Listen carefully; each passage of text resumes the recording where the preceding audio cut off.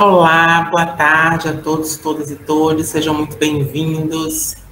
Com essa notícia aqui que a Alex me deu agora, eu cheguei a tomar um susto que podia ser presencial esse encontro. A gente está vindo completamente energizado, Alex, agora, porque a gente veio de um lançamento de um livro, agora de manhã, e de um trabalho que a gente fez na pandemia, que foi um projeto de extensão chamado Pensar Junto, Fazer Com. E hoje foi o lançamento oficial assim, do livro, né? E presencialmente. Então a gente veio cheio de energia de estar junto. Ler isso aqui foi maravilhoso. Então, sejam todos muito bem-vindos, como eu disse antes. Para aqueles que por acaso ainda não me conhecem, eu sou Juliana Prates, eu sou coordenadora desse grupo de pesquisa, que é o grupo de estudos interdisciplinares, crianças, infâncias e contextos. E a gente está no terceiro ciclo de debates, né? A gente está organizando esse ciclo de debates, ele surge no contexto da pandemia, entendendo que o nosso grupo de estudos estava realizando, né? Estava estudando, então, na verdade, é um grupo que surge com interesse nosso de estudar temas. E como a gente estava na pandemia, a gente entendeu que ele podia ser aberto a outras pessoas que, por acaso, se interessassem, né, pelas temáticas que a gente trabalha no grupo. Além disso, eu acho que a gente foi aprendendo possibilidades de registro para essa produção de uma ciência mais aberta, né, mais democrática, mais acessível. Eu, como sempre, talvez até a mais resistente de todas naquela da gravação, e os alunos insistindo muito sobre a importância da gente deixar registrado esses momentos.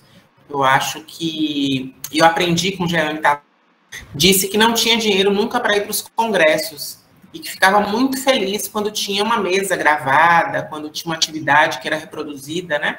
Porque dizia que era a forma de acessar o conhecimento que era produzido. Isso tocou o Jean e também me toca muito, porque acho que é uma forma que a gente tem de publicizar aquilo que a gente produz, socializar, principalmente em tempos como esse, que até a universidade tem sido considerada uma forma de ser cobrada, né? Então, quando a gente ouve falar da universidade pública com cobrança, a gente ainda pensa mais sobre o nosso papel de demonstrar aquilo que a gente produz, aquilo que a gente faz. Então, eu estou aqui, na verdade, aqui no GAKE, Alex e todos os convidados, a gente divide e distribui muitas tarefas, porque eu entendo que isso também é um processo de aprendizagem, né? A gente poder fazer a mediação desses encontros, mas eu não podia deixar de dar as boas-vindas ao meu amigo. Então, agradeço muito o seu aceite do convite. Quero dizer para todos que eu vou ficar mais silenciosa hoje. Lucas está aqui como Juliana Prates Santana, ali como meu alter ego, para poder fazer a recepção das pessoas e mediar, porque eu vou ter que cuidar aqui de minha filha, mas estou em silêncio, mas junto com vocês. Então, o Lucas é que vai dar oficialmente as boas-vindas, mas eu não podia deixar de cumprimentá-los. Tá bom? Muito obrigada, Alex. Obrigada, Ju. É por isso que eu estou logado como Ju, porque justamente ela vai precisar se ausentar em algum momento. Mas é Lucas, do Zedek Passarinho aqui, parte do GAKE. Acho que, enfim, a gente não precisa se apresentar tanto. A gente está aqui com a nossa equipe e que as pessoas estão entrando. Então, dar as boas-vindas ao professor Alex, pessoa. E aí eu vou apresentá-lo rapidamente, porque a gente faz essas honras, que é importante.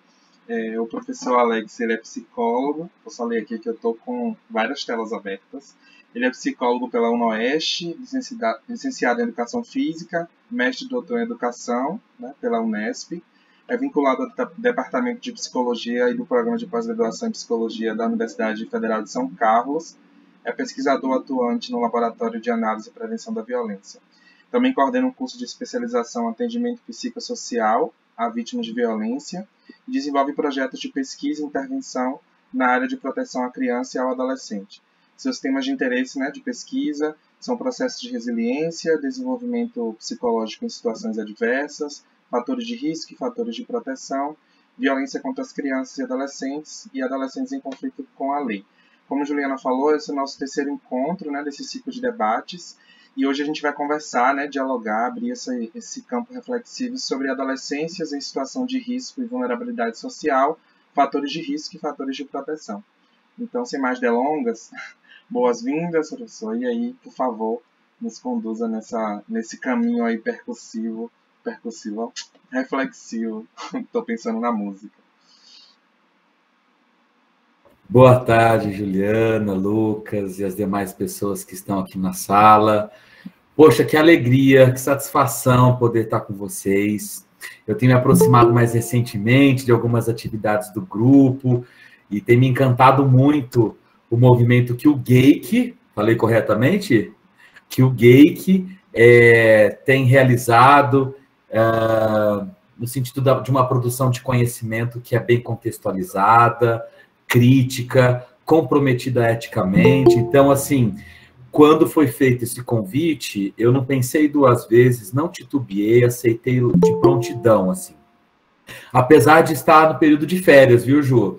E não sei se eu contei isso para vocês, eu estou de férias, mas são aquelas férias ilusórias, porque eu não consegui tirar nenhum dia. Eu achei que essa semana eu estaria em Salvador, aproveitando o meu período de férias, e aí quase escrevi para vocês há 10 dias atrás, realmente, sugerindo que esse encontro fosse presencial, mas em função das pesquisas que a gente tem conduzido, a Ju sabe bem disso, as pesquisas têm nos colocado alguns desafios e realmente foi necessário cancelar minha viagem, mas eu vou marcar futuramente a minha ida a Salvador e eu espero poder vocês encontrar pessoalmente. A gente faz ao contrário, a gente faz uma atividade de trabalho e te dá férias, a gente promete. Boa, ótimo. Boa, gostei ainda mais da sua proposta, já aceitei.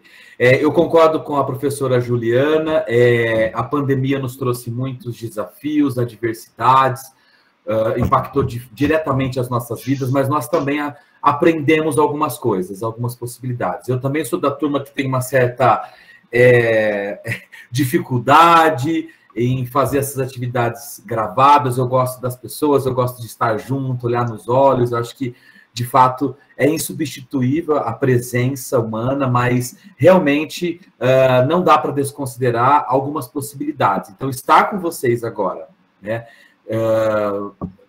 no formato dessa atividade, no intercâmbio de ideias, a discussão que vai ser possível de ser realizada, realmente acho que são alguns ganhos ou algumas aprendizagens que nós retiramos da pandemia, que eu acho que a gente pode estender para o período pós-pandêmico, se é que ele vai chegar, né? Bom, eu aceitei esse convite também com muita alegria, em função do tema que foi sugerido que eu falasse. O Lucas me apresentou, eu sou professor, então, da Universidade Federal de São Carlos, do Departamento de Psicologia e do Programa de Pós-Graduação em Psicologia. E a disciplina que eu trabalho aqui na graduação tem a ver com uma disciplina relacionada à psicologia do adolescente, não é bem esse título, mas a ênfase da disciplina acaba sendo essa. E um dos temas que eu mais desenvolvo nas minhas pesquisas, nas orientações, nos trabalhos que eu oriento e na formação dos estudantes de graduação é justamente fatores de risco e proteção nos contextos desenvolvimentais de adolescentes, tá certo? Então, hoje eu tentei organizar uma apresentação que, de alguma forma, englobasse dimensões conceituais, epistemológicas, teóricas, de como eu penso as teorias do desenvolvimento humano, os fatores de risco e proteção, mas eu também busquei organizar uma apresentação que pudesse compartilhar com vocês alguns resultados de pesquisa que nós conduzimos aqui no grupo recentemente. Espero que vocês gostem. Lucas, eu não sei se há espaço para isso, mas nós estamos em 21 pessoas na sala, e eu não sei se eu vou quebrar o protocolo, se vocês têm uma forma de organizar, mas eu acho que a gente poderia deixar aberto durante a minha fala. Então, se tiver tudo bem para vocês, as pessoas que queiram fazer perguntas, sintam-se à vontade para dialogar comigo. Eu acho que essa construção coletiva é sempre mais prazerosa e benéfica realmente para o coletivo, tá bom? Tranquilo, professor. A gente tem uma pessoa do GAIC que está responsável por estar olhando o chat. Eu estou aqui na gravação, na mediação, então fica à vontade as pessoas quiserem fazer intervenções ou pelo chat ou levantando a mão aqui nessa ferramenta que a gente tem. Não quero só deixar aberto a vocês, mas quero encorajá-las e encorajá-los a realmente participarem, me questionarem, não concordarem com os pressupostos que vão ser apresentados, tá bem? E eu vou pedir licença para vocês, então, para compartilhar minha tela. A partir de agora, então, eu já não consigo mais visualizar vocês, eu estou aqui só na frente do meu computador, então, se alguém puder me ajudar, na medida em que alguém se inscrever, levantar a mãozinha, quiser fazer alguma pergunta, por favor, me ajudem, tá bom? Primeira coisa, vocês conseguem visualizar minha tela? Sim. Sim. Bacana, legal, pessoal. Esse é o título, então, da da minha apresentação, o Lucas já fez a leitura, eu também vou pular essa apresentação, acho que a leitura aí que o Lucas fez do resumo do meu currículo também já contextualiza vocês um pouco de onde eu venho e as coisas que eu tenho feito. Eu já quero alertá-los que a minha apresentação ela vai ser organizada em 4 ou 5 momentos, tá certo? E toda vez que eu terminar um desses momentos, eu vou voltar para a sala para conversar com vocês sobre o que vocês pensaram a respeito, sobre se faz sentido as coisas que eu trouxe, as discussões que eu estou levantando, tá bom? Na primeira parte da minha apresentação, eu quero chamar a atenção dessas questões mais teóricas, conceituais, tanto em relação às teorias do desenvolvimento humano, tá certo? E na segunda parte, eu quero chamar a atenção também sobre a conceitualização de fatores de risco e proteção associados ao desenvolvimento de adolescentes. Terceira parte da minha apresentação, eu intitulei algo do tipo desafiando noções hegemônicas do que nós compreendemos sobre fatores de risco e proteção, e vou depois argumentar para vocês por que eu quero propor esse desafio a essas compreensões e noções hegemônicas daquilo que as teorias, principalmente da psicologia do desenvolvimento, construíram e que eu acho que precisam ser questionadas e precisam ser, de alguma forma, desestabilizadas. E na última parte da minha apresentação, eu vou trazer, então, resultados de uma pesquisa empírica, de um estudo que eu conduzi, e depois vou contextualizar para vocês vão perceber que é uma pesquisa grande, organizada em 3 estudos, e claro, a gente não vai ter tempo aqui de falar detalhadamente sobre os resultados obtidos em cada uma dessas investigações, mas eu espero que a maneira com que eu organizei, vocês consigam captar pelo menos a proposta metodológica do estudo e os principais achados, e principalmente como esses estudos eles interseccionam, eles dialogam diretamente sobre o tema do nosso encontro aqui hoje, tá certo? Bom, vamos lá, gente. Eu queria, então, começar a falar sobre isso, sobre matrizes epistemológicas. E eu já vou falar, então, das teorias da psicologia do desenvolvimento humano, né? Eu vi que um dos temas, acho que o tema inicial desse ciclo de debates era sobre desenvolvimento humano, e eu trouxe um conceito aqui de um livro bastante conhecido na psicologia, da Papalha ou de Feldman. Logo na introdução desse livro, né, que parece uma bíblia, assim, elas apresentam que o estudo do desenvolvimento humano, ou da psicologia do desenvolvimento humano, é o estudo científico de como as pessoas mudam ou de como elas ficam iguais desde a concepção e até a morte. E eu já quero, então, partir para uma posição de questionamento e de crítica, realmente, a essa perspectiva teórica defendida. Historicamente, a formação de profissionais da psicologia no país, e quando eu falo, estou me referindo especificamente aos conteúdos de psicologia do desenvolvimento, os conteúdos programáticos, eles geralmente são organizados a partir de parâmetros ou de dimensões normativas do desenvolvimento humano, que implicitamente ou explicitamente indicariam o que as pessoas são capazes de fazer em determinado momento do ciclo vital. E isso estudar psicologia do desenvolvimento nessa perspectiva é quase um receituário, né? É pensar o desenvolvimento humano por um viés estático e pouco flexível, né? Como se todos os seres humanos passassem por aqueles estágios ou por aquelas fases desenvolvimentais, independentemente das questões históricas, sociais, que elas estão expostas e que elas estão inseridas. E eu acho isso uma visão bastante limitadora, né? Então, esse já é um primeiro apontamento que eu gostaria de fazer. Não dá para pensar mais que estudar desenvolvimento humano é somente olhar aquilo que é esperado que determinada pessoa faça em um momento da vida dela. Vou dar um exemplo prático para vocês. Não dá para a gente estudar, no campo das ciências psicológicas, as funções psíquicas somente a partir de parâmetros normativos, ou daquilo que é esperado que uma criança faça, que uma criança na segunda infância faça, ou que um adolescente, um adulto e assim por diante, tá certo? Até porque nós já temos um registro robusto na literatura científica que evidencia que o desenvolvimento psicológico, social, afetivo, relacional, ele depende, sobretudo, de dimensões históricas e culturais. Então, pensar desenvolvimento humano a partir desses parâmetros rígidos e pouco flexíveis é um desserviço para as ciências psicológicas. Além disso, trabalhos e fundamentos como esses defendidos nessa obra que eu acabei de citar, elas geralmente estão situadas a partir de parâmetros desenvolvimentais de modelos da sociedade ocidental. Então, é muito comum que a formação de profissionais da psicologia no Brasil esteja altamente vinculada a publicações e pesquisas realizadas sobre níveis ou patamares desenvolvimentais a partir da realidade psicológica de outras populações e de outros grupos sociais. E isso implica também em generalizações demasiadas. O que eu estou chamando disso, né, pessoal?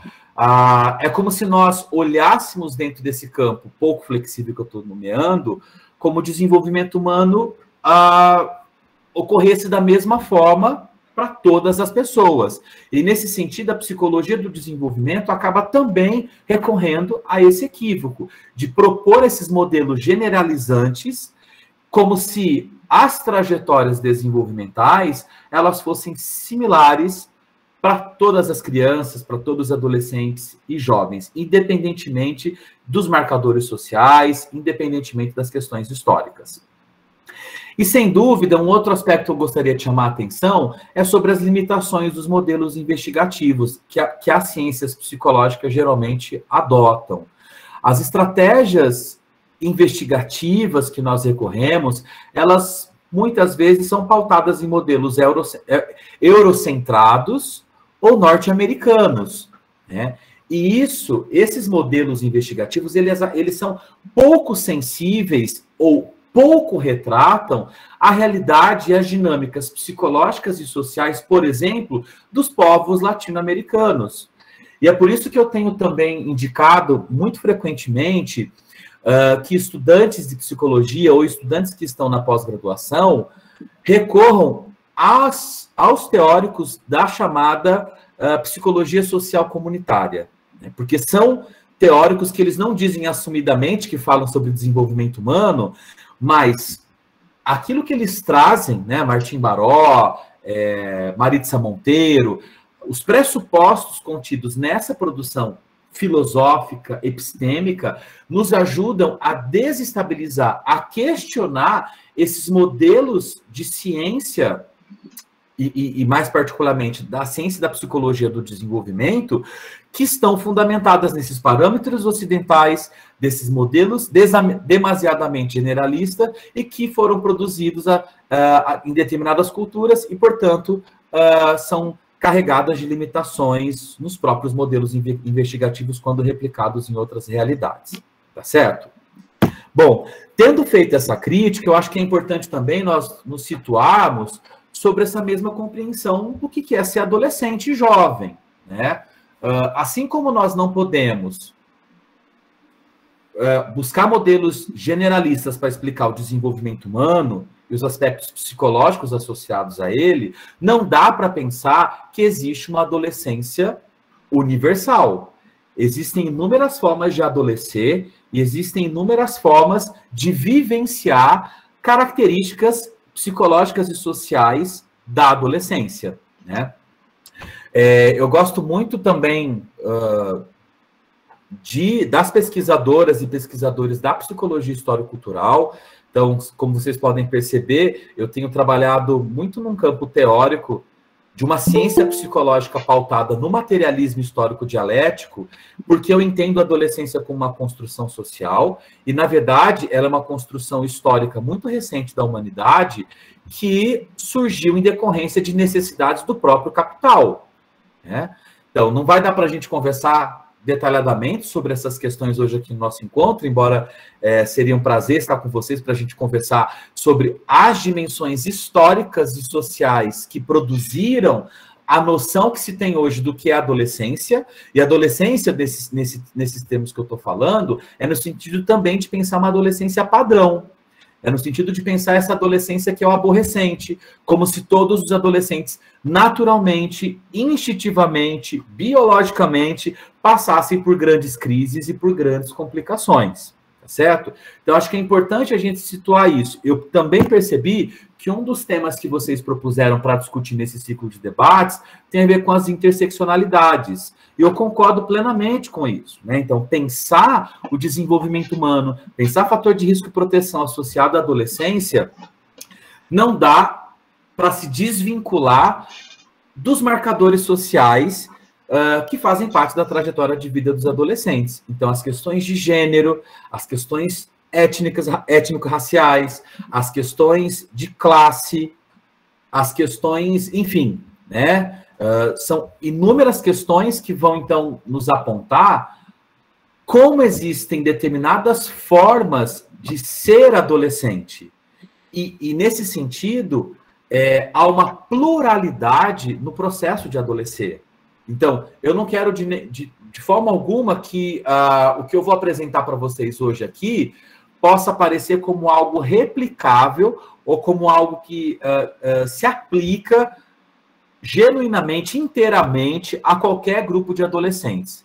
Então, de antemão, é importante que quando nós estudamos os fatores de risco e proteção na vida de adolescentes, nós saibamos quais são as características sociais, psicológicas, históricas, políticas que demarcam a trajetória de vida desses grupos. Não fazer esse movimento é pensar uma adolescência descolada da realidade e abstrata. E quem faz isso é uma ciência psicológica apolítica e são os discursos midiáticos rasos que não nos apresentam modelos explicativos bem fundamentados. Tá certo? E aí, nesse sentido, eu proponho, então, que a nossa conversa de hoje sobre desenvolvimento humano, fatores de risco e proteção e adolescência esteja pautada nesse princípio de que as pessoas elas se desenvolvem como participantes de suas comunidades culturais. Seu desenvolvimento só pode ser compreendido à luz das práticas e das circunstâncias culturais de suas próprias comunidades. Aqui a gente pode substituir a expressão comunidades, essa é uma citação literal que eu trouxe da Bárbara Rogoff, que é uma autora da psicologia do desenvolvimento humano, que eu gosto muito, principalmente pelo viés antropológico que ela dá para as pesquisas na área da psicologia do desenvolvimento. Acho que vocês devem aí estar familiarizados com o trabalho dela, mas eu gosto muito em função, principalmente, da defesa que a Bárbara Rogoff faz, de que estudar desenvolvimento humano e estudar fatores de risco e proteção deve necessariamente perpassar as questões culturais, o modo de vida, o cotidiano, as práticas relacionais e também, sem dúvida, as dimensões subjetivas das pessoas. E talvez nesse sentido, eu já vou dar um spoiler para vocês, era para o final da minha apresentação, mas nesse sentido, eu tenho, cada vez mais que eu faço pesquisas sobre fatores de risco e proteção, eu tenho compreendido que os modelos investigativos fundamentados numa abordagem qualitativa são os modelos mais, não sei se mais adequados é a expressão correta, talvez mais assertivos para se compreender as variáveis que se constituem como fatores de risco ou proteção. E aí, eu já faria uma indicação a vocês. Eu acho que o Gay que conhece esse material, não tem nada a ver com adolescentes, mas quando eu montava essa apresentação, eu me lembrei muito desse documentário que se chama Babies, que é um documentário que vai acompanhar o desenvolvimento de 4 ou 5 crianças durante o primeiro ano de vida. E eu acho que esse documentário é interessante porque ele exemplifica bem o que eu estou tentando trazer para vocês, que é justamente o desenvolvimento humano e os fatores de risco e proteção, eles devem ser compreendidos à luz das práticas culturais, à luz da realidade social, tá certo? Então, A primeira parte da minha apresentação, ela tem a ver com essa crítica a esses modelos de ciência psicológica que buscam modelos explicativos sobre a adolescência em parâmetros abstratos e desconectados com a realidade. Certo? Antes de passar aqui para a segunda parte da minha apresentação, eu vou voltar aqui para a sala para a gente conversar um pouco. O que vocês acham disso? Vocês concordam comigo? Vocês discordam? Fiquem à vontade. Eu já vou me inscrever, viu? Porque são discussões que me tomam bastante. Eu me lembrei de uma coisa, de umas discussões que a gente fez em alguns encontros do GAKE, mas sobretudo em algumas aulas da própria pós-graduação, que é como que os marcadores sociais, né, as nossas características de diferença, elas são tratadas muitas vezes como recortes de pesquisa e não como contextos de pesquisa, né? Isso gera um problema imenso, porque aí a gente produz conhecimento científico com base, né, nos preceitos da ciência, enfim, com base em teorias, sem considerar esses contextos, mas sim como recortes, e aí como se a gente pudesse escolher falar de desenvolvimento sem precisar contextualizar de que sujeito a gente está falando, de que contexto, de que tempo histórico, e aí é bem fundamental a gente começar já falando sobre isso, né? Antes de se perguntar o que é adolescer, como você traz, que essas características de diferença elas não são recortes de pesquisa, então é estranho ainda a gente ver projetos, né, e intenções de pesquisa, perguntas de pesquisa, que falam assim, eu vou trabalhar com um determinado grupo, etc. É óbvio que a gente faz escolhas, mas é preciso deixar bastante explícito essas condições e esses contextos, né? E isso é fundamental, assim. Sem dúvida, Lucas. As pesquisas, quando elas não retratam fidedignamente a realidade histórica, social, política de determinado grupo, ela se torna uma pesquisa inócua. Ela se torna um material instrumental. Então, acho que essa indicação que o Lucas está trazendo é importante para todos nós. As nossas pesquisas sobre adolescência, sobre vulnerabilidade social, sobre fatores de risco e proteção, elas precisam necessariamente de uma contextualização pormenorizada dessas condições. E aí vai ser interessante, porque daqui a pouco, Lucas, eu vou trazer os resultados de uma pesquisa em que nós partimos do pressuposto de que o tráfico de drogas é um fator de risco na vida dos adolescentes. E os resultados da investigação nos levaram a outras hipóteses e a formulação de outras compreensões e de outros entendimentos sobre isso. Então, essa abertura também das equipes de pesquisa no processo, na empreitada investigativa, é fundamental para a construção de modelos científicos que sejam contextualizados. Ô, João Pedro, você levantou a mão? Eu fiquei pensando, logo no começo, quando você estava falando dessas questões de como quebrar uma visão ocidental e etc., logo na psicologia comunitária, antes de você citar de fato, de como surge muito de inquietações de vários psicólogos e profissionais das ciências sociais, né? Vendo que esses modelos europeus ocidentalizados não serviam nos contextos aqui da América Latina e como, a partir disso, começar a pensar nessa psicologia social comunitária, numa atuação que entenda os contextos e realidades locais, né? E acho que uma coisa muito interessante que dialoga com isso, que está na psicologia comunitária, é a ideia de evitar a verticalização do poder dos conceitos, sabe? De não querer entrar com conceitos e ideias já pré-definidos e naquele campo, no trabalho que está sendo realizado. Mas ouvir, né? Então, que realidade é essa? Os psicólogos, então, escutam a realidade, entendem ela e aí podem começar a trabalhar conceitualmente. Do que essa ideia de já ir com conceitos prontos, com categorias prontas, e às vezes se deparar com a realidade completamente diferente do que está dado, né? Então, acho que é muito interessante esse diálogo, né, que eu acho perfeito, entre comunitária e desenvolvimento.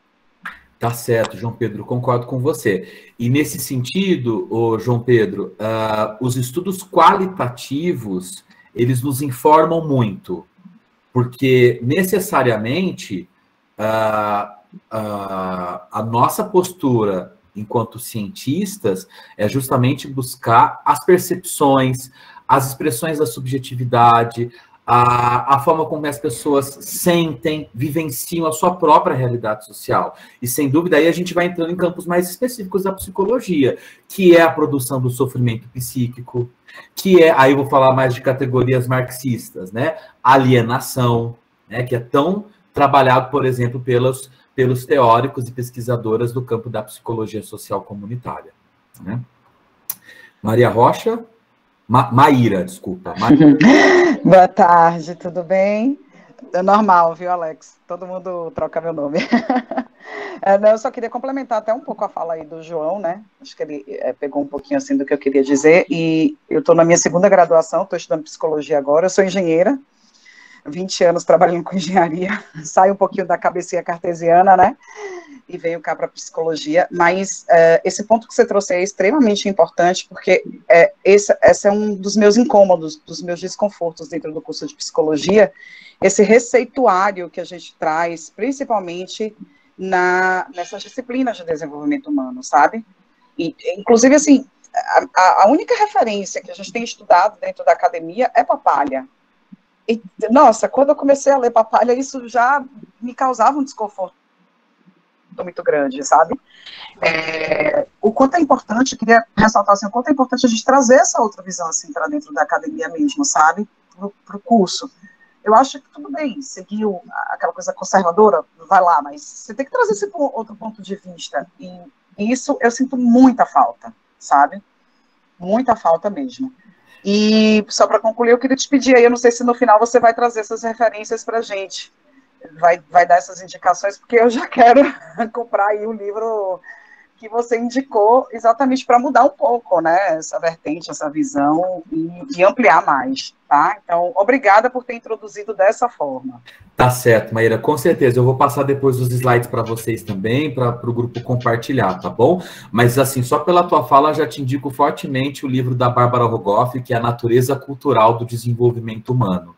E é interessante, Maíra, eu tive uma conversa com os estudantes de psicologia aqui da UFSCar recentemente sobre isso, que quando nós avaliamos a disciplina de psicologia da adolescência, alguns disseram assim, professor, eu imaginava que nós fôssemos estudar a questão mais padrão do desenvolvimento, aquilo que é esperado que os adolescentes façam em determinado momento, as crises identitárias, e eu não faço nada disso na minha disciplina, porque, veja, eu não estou dizendo que a gente não pode estudar desenvolvimento normativo, como você colocou muito bem, Maíra, mas isso, a leitura de vocês de forma individual já os habilita para uma compreensão daquilo que é esperado que.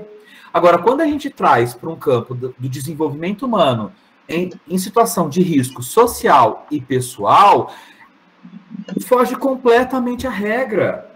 É completamente diferente. Então, eu não tenho trabalhado mais com esses autores clássicos da psicologia do desenvolvimento. Então, eu vou trabalhar, por exemplo, com o Leontiev, com a Bárbara Rogoff. Tem um capítulo do Leontiev que eu gosto bastante, também, que eu gostaria de indicar para vocês, que é O Homem e a Cultura. É de um livro dele, tá bom, pessoal? Chamado Desenvolvimento do Psiquismo.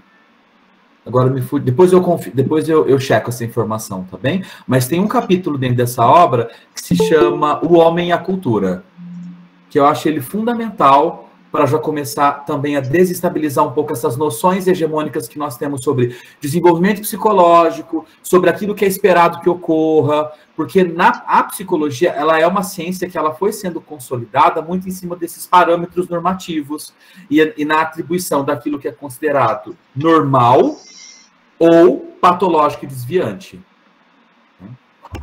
Oi, Larissa. Agora foi, né? Tá certo, obrigada.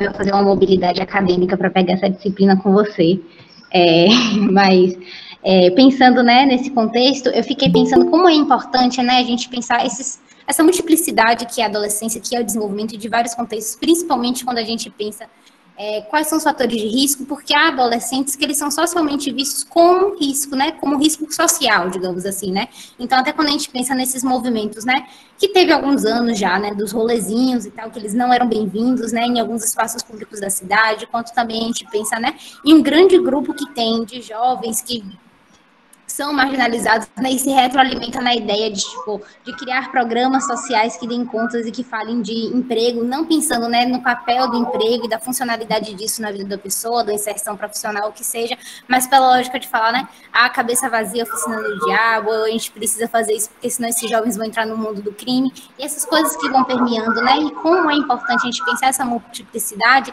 justamente porque quando a gente se dá conta, às vezes, com essas pessoas que às vezes são jovens trabalhadores, né, são adolescentes, né, e tá tudo dentro desse processo para que haja também uma identificação de falar, não, eu sou adolescente sim, e não ser algo que fale assim, eu perdi a minha adolescência porque eu não me encaixava dentro desses moldes, né, de ser só esse momento de, às vezes, de ter uma crise identitária, ou dos primeiros relacionamentos, ou dessas coisas assim, às vezes, que a gente vê nessa lógica, inclusive um pouco importada, né, das séries e filmes norte-americanos, e que nem sempre realmente, né, faz sentido pra gente. Pois é, Larissa. Larissa está trazendo um aspecto importante, gente, que muitas vezes também acaba reverberando nos modelos investigativos que nós conduzimos, que são essas imagens sociais de adolescências, né? Amplamente divulgada pela grande mídia, mas também presente nos discursos políticos, daquelas vidas consideradas desprezíveis, matáveis, que tem cor, que tem raça, que a gente sabe onde moram, né? Então, acho que isso é importante, e pelas falas de vocês, que turma incrível de trabalhar, viu? Porque, assim, vocês conseguiram fazer talvez uma síntese melhor do que eu tentei expressar para vocês, que é justamente, antes de começar a falar de fator de risco e proteção, gente, é falar das matrizes epistemológicas para compreender desenvolvimento humano e fator de risco e proteção e adolescência. Porque não raramente, aliás, eu diria muito frequentemente, nós, dentro da psicologia, nós nos deparamos com discursos e práticas que são ao contrário disso tudo aqui que a gente está debatendo.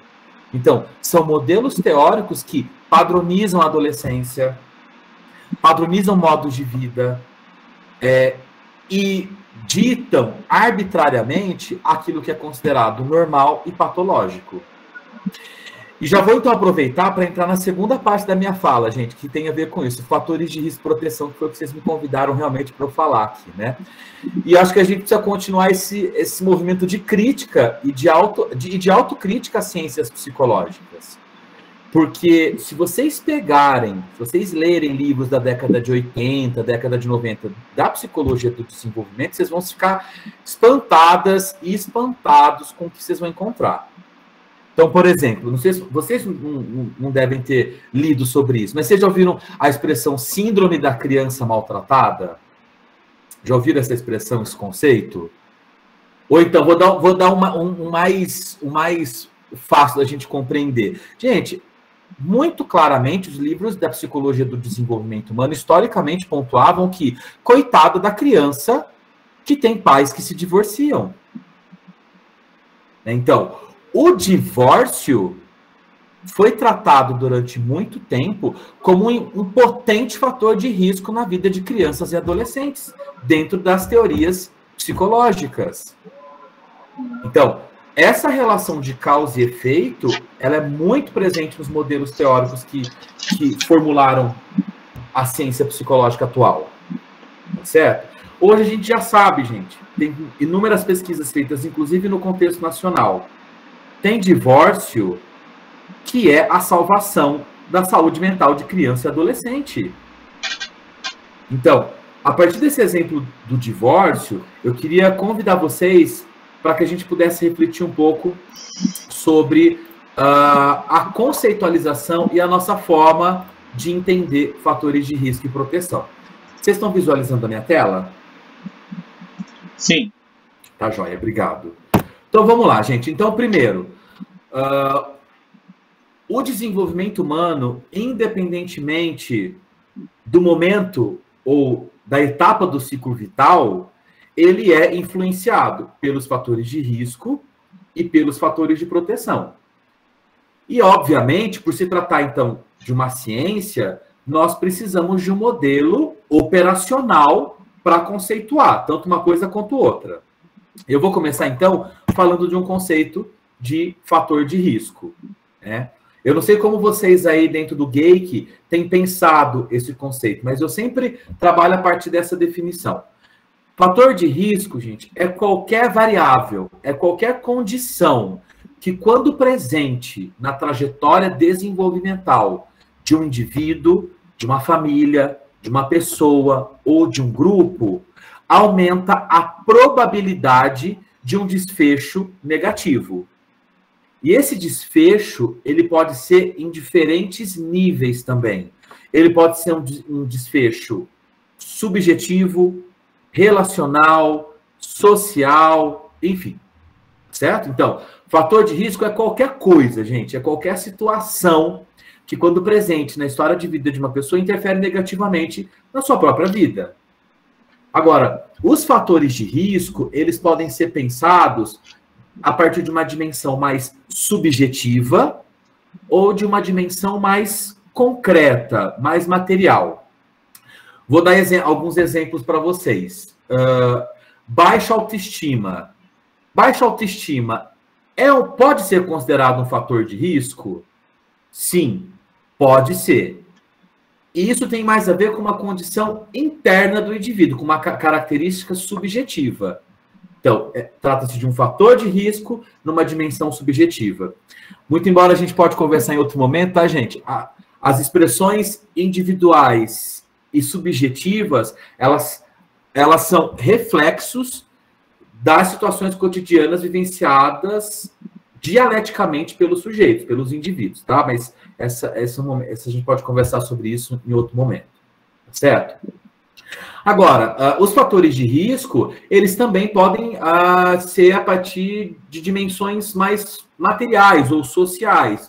Por exemplo, gente, perder um ente querido, né? A gente tem vivenciado aí muitos episódios de luto em decorrência da pandemia. Isso é um fator de risco? Sem dúvida alguma, certo? Inacessibilidade a políticas públicas é fator de risco? Óbvio, né? O governo, as ações do governo federal em relação ao desmonte das políticas, das ações, dos movimentos sociais, é um fator de risco, sem dúvida nenhuma. A dominação de países em relação a outros, então, países que simplesmente desconsideram ou que atropelam a realidade social de uma determinada cultura, de uma determinada nação. Isso também pode ser considerado um fator de risco. Então, vejam, os fatores de risco, eles são amplos, inúmeros, e eles podem se expressar de diferentes formas na vida de uma pessoa. Então, eu trouxe aqui alguns exemplos práticos para a gente refletir sobre esse conceito. Então, ser vítima de violência é um fator de risco? Sim, gente, a literatura aponta. Então, estar exposto a uma situação de violência aumenta consideravelmente a probabilidade de surgimento de sintomas, por exemplo, ou da instauração de um quadro psicopatológico, como estresse pós-traumático, ansiedade, depressão. Certo? Então, isso já está registrado na literatura. Situações de extrema pobreza é uma outra condição, né? Um outro fator de risco. Uma pessoa que não se alimenta... Aliás, existem alguns autores internacionais, alguns canadenses que eu acompanho já trabalho há bastante tempo, que eles vão dizer assim, olha, quem estuda fator de risco e proteção, a primeira coisa que tem que investigar é acesso a recursos materiais. Não dá para a gente estudar fator de risco e proteção se a pessoa passa fome, porque essa é uma condição subhumana, né? E isso tem uma implicação muito forte sobre como a pessoa se envolve, se relaciona e vive propriamente dito, né? Um outro exemplo, né? As situações de dependência química na família. Eu tenho trabalhado muito com condições de violência, né? Situações de violência intrafamiliar, principalmente de famílias que são atendidas no serviço de média complexidade da Política Nacional de Assistência Social, né? Dentro do CREAS, principalmente. O que a gente tem acompanhado, gente? Que muitas famílias que estão expostas a esse fator de risco, que é a violência intrafamiliar, estão concomitantemente expostos a outros fatores de risco. que é, por exemplo, um quadro de dependência química de um dos cuidadores ou de uma pessoa da família. Porque isso também é muito comum, tá, gente? Então, os fatores de risco, eles acabam se sobrepondo. Uma pessoa que está exposta à situação de extrema pobreza, ela não se alimenta. Se ela não se alimenta, ela não tem condições de se desenvolver, ela não acessa a educação, ela tem dificuldade de inserção no mercado de trabalho, crises e conflitos podem se instaurar em função desses problemas anteriores. Então, a presença de fatores de risco pode também possibilitar ou desencadear uma sucessão de outros fatores de risco adjacentes. Tá bem? Bom, e o conceito de fator de proteção? É exatamente o contrário, gente. O fator de proteção são as variáveis ou as condições que potencializam, que melhoram as condições desenvolvimentais de um indivíduo, de uma família, de um grupo ou de uma nação, quando está exposta a um fator de risco. Então, fator de proteção é aquilo que é benéfico ao indivíduo em termos da qualificação ou da melhoria das condições do desenvolvimento psicológico e social das pessoas. Percebam que tanto no conceito de fator de risco quanto no conceito de fator de proteção, eu estou dando exemplos para vocês que atravessam o indivíduo, mas que também atravessam famílias, grupos, comunidades e até mesmo uma nação. Tá bem? Alguns exemplos de fatores de proteção. Família. Gente, família é fator de risco ou proteção? Estou perguntando para vocês da sala, tá? Intersecção. Como é? Intersecção. Intersecção? Pode ser como assim, Lucas? Isso. Ah. Os meus alunos aqui no Fiscar, eles me chamam de professor depende, né? Porque essa é uma boa resposta para as minhas perguntas, gente. Depende. A psicologia, como a Maíra trouxe, não é uma ciência cartesiana. 2 mais 2 quase nunca é 4 em ciência psicológica. Essa é uma resposta importante. A família é fator de risco ou proteção? Depende da família. Depende das condições relacionais. Depende de como a família se organiza. Agora, a família, independentemente da sua estrutura, ela, de fato, ela tem o potencial de ser protetiva.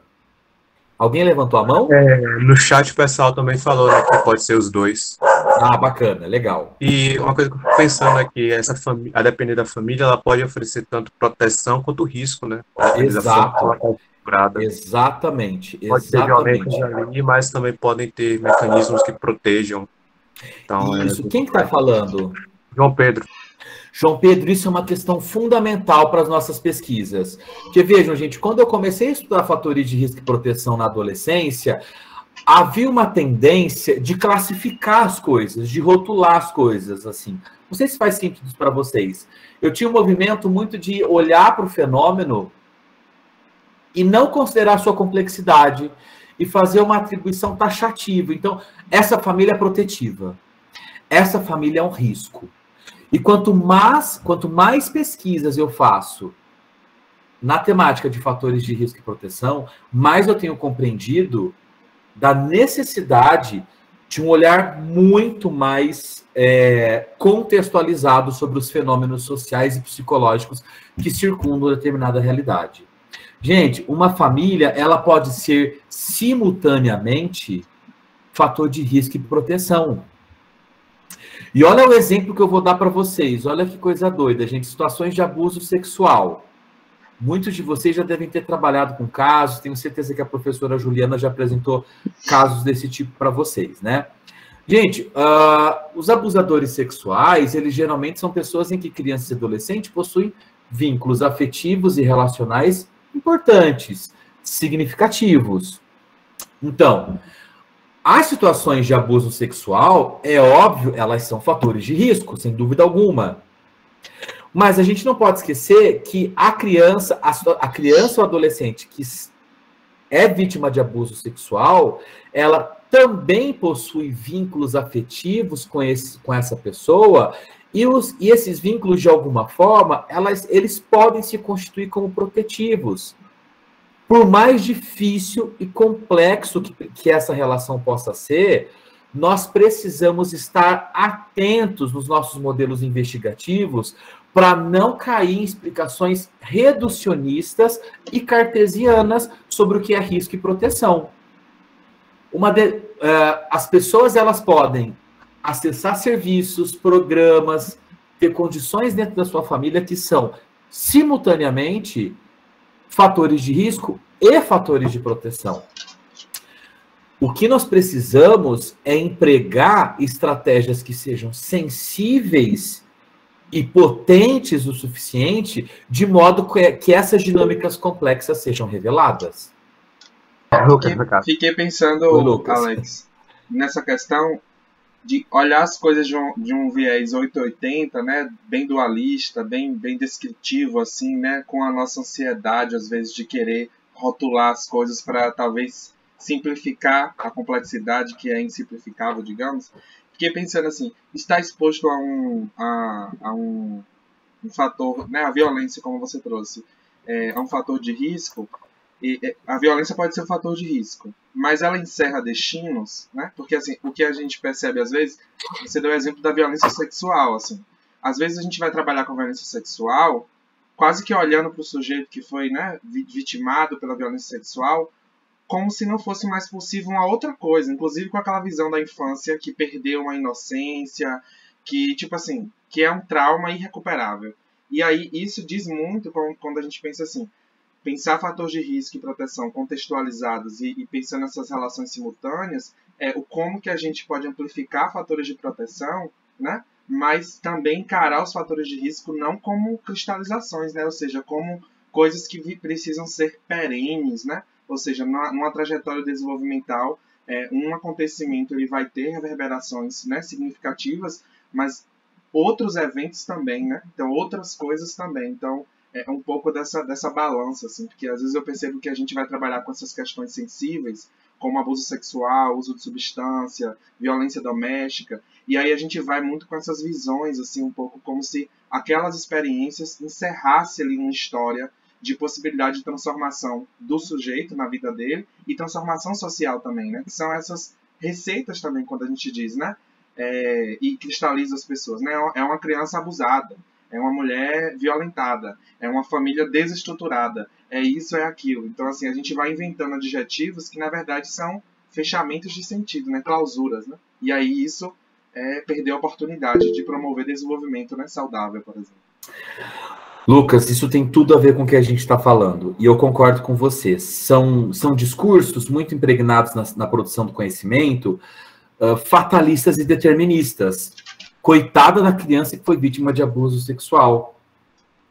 Vejam, gente, eu não tô minimizando a gravidade, não. Por favor, não entendo dessa forma, tá? É óbvio, a situação de abuso sexual, ela é extremamente séria, ela pode realmente comprometer muito a vida de uma criança, de uma adolescente. Mas a gente tem trabalhado muito, Lucas, com essa questão também de um olhar para as transformações que ocorrem. Eu tenho uma orientanda de mestrado que vai fazer a defesa dela segunda-feira, que é a Ariadne Muniz. A pesquisa dela foi com adolescentes que tiveram fotos íntimas divulgadas sem o consentimento. Foram meninas que compartilharam suas imagens íntimas com namorados ou que tinham nos seus equipamentos eletrônicos e, por algum motivo, essas imagens foram vazadas principalmente por ex-namorados e ex-ficantes dessas adolescentes, né? É interessante, gente, porque, de fato, é um evento bastante adverso, assim, traz realmente muitos conflitos para adolescente, principalmente quando essas fotos começam a ser divulgadas para as adolescentes que moram em cidades menores, cidades do interior. Mas tem, acho que, um brilhantismo na dissertação da Ariadne, porque no processo de construção da dissertação dela, nós queríamos olhar para isso, para os fatores de risco, para aquilo que... E aí a gente foi se dando conta de que a gente estava falando mais do mesmo, tudo aquilo que já estava posto na literatura internacional, principalmente, mas acontece que a pesquisa da Ariadne foi com adolescentes que produziram vídeos autonomamente e postaram no YouTube. Então foram adolescentes que decidiram gravar e contar suas próprias versões sobre o que elas vivenciaram. Foi muito interessante porque a pesquisa da Ariadne acabou dando uma guinada no meio do processo. Então, nós não fomos mais caracterizar como é que as fotos foram divulgadas, o que aconteceu, porque isso era realmente muito similar com o que a literatura trazia. Mas a gente foi avaliar e entender os processos de resiliência vivenciados por essas adolescentes. Então, tem uma categoria analítica no trabalho dela que a gente chamou de protagonismo juvenil.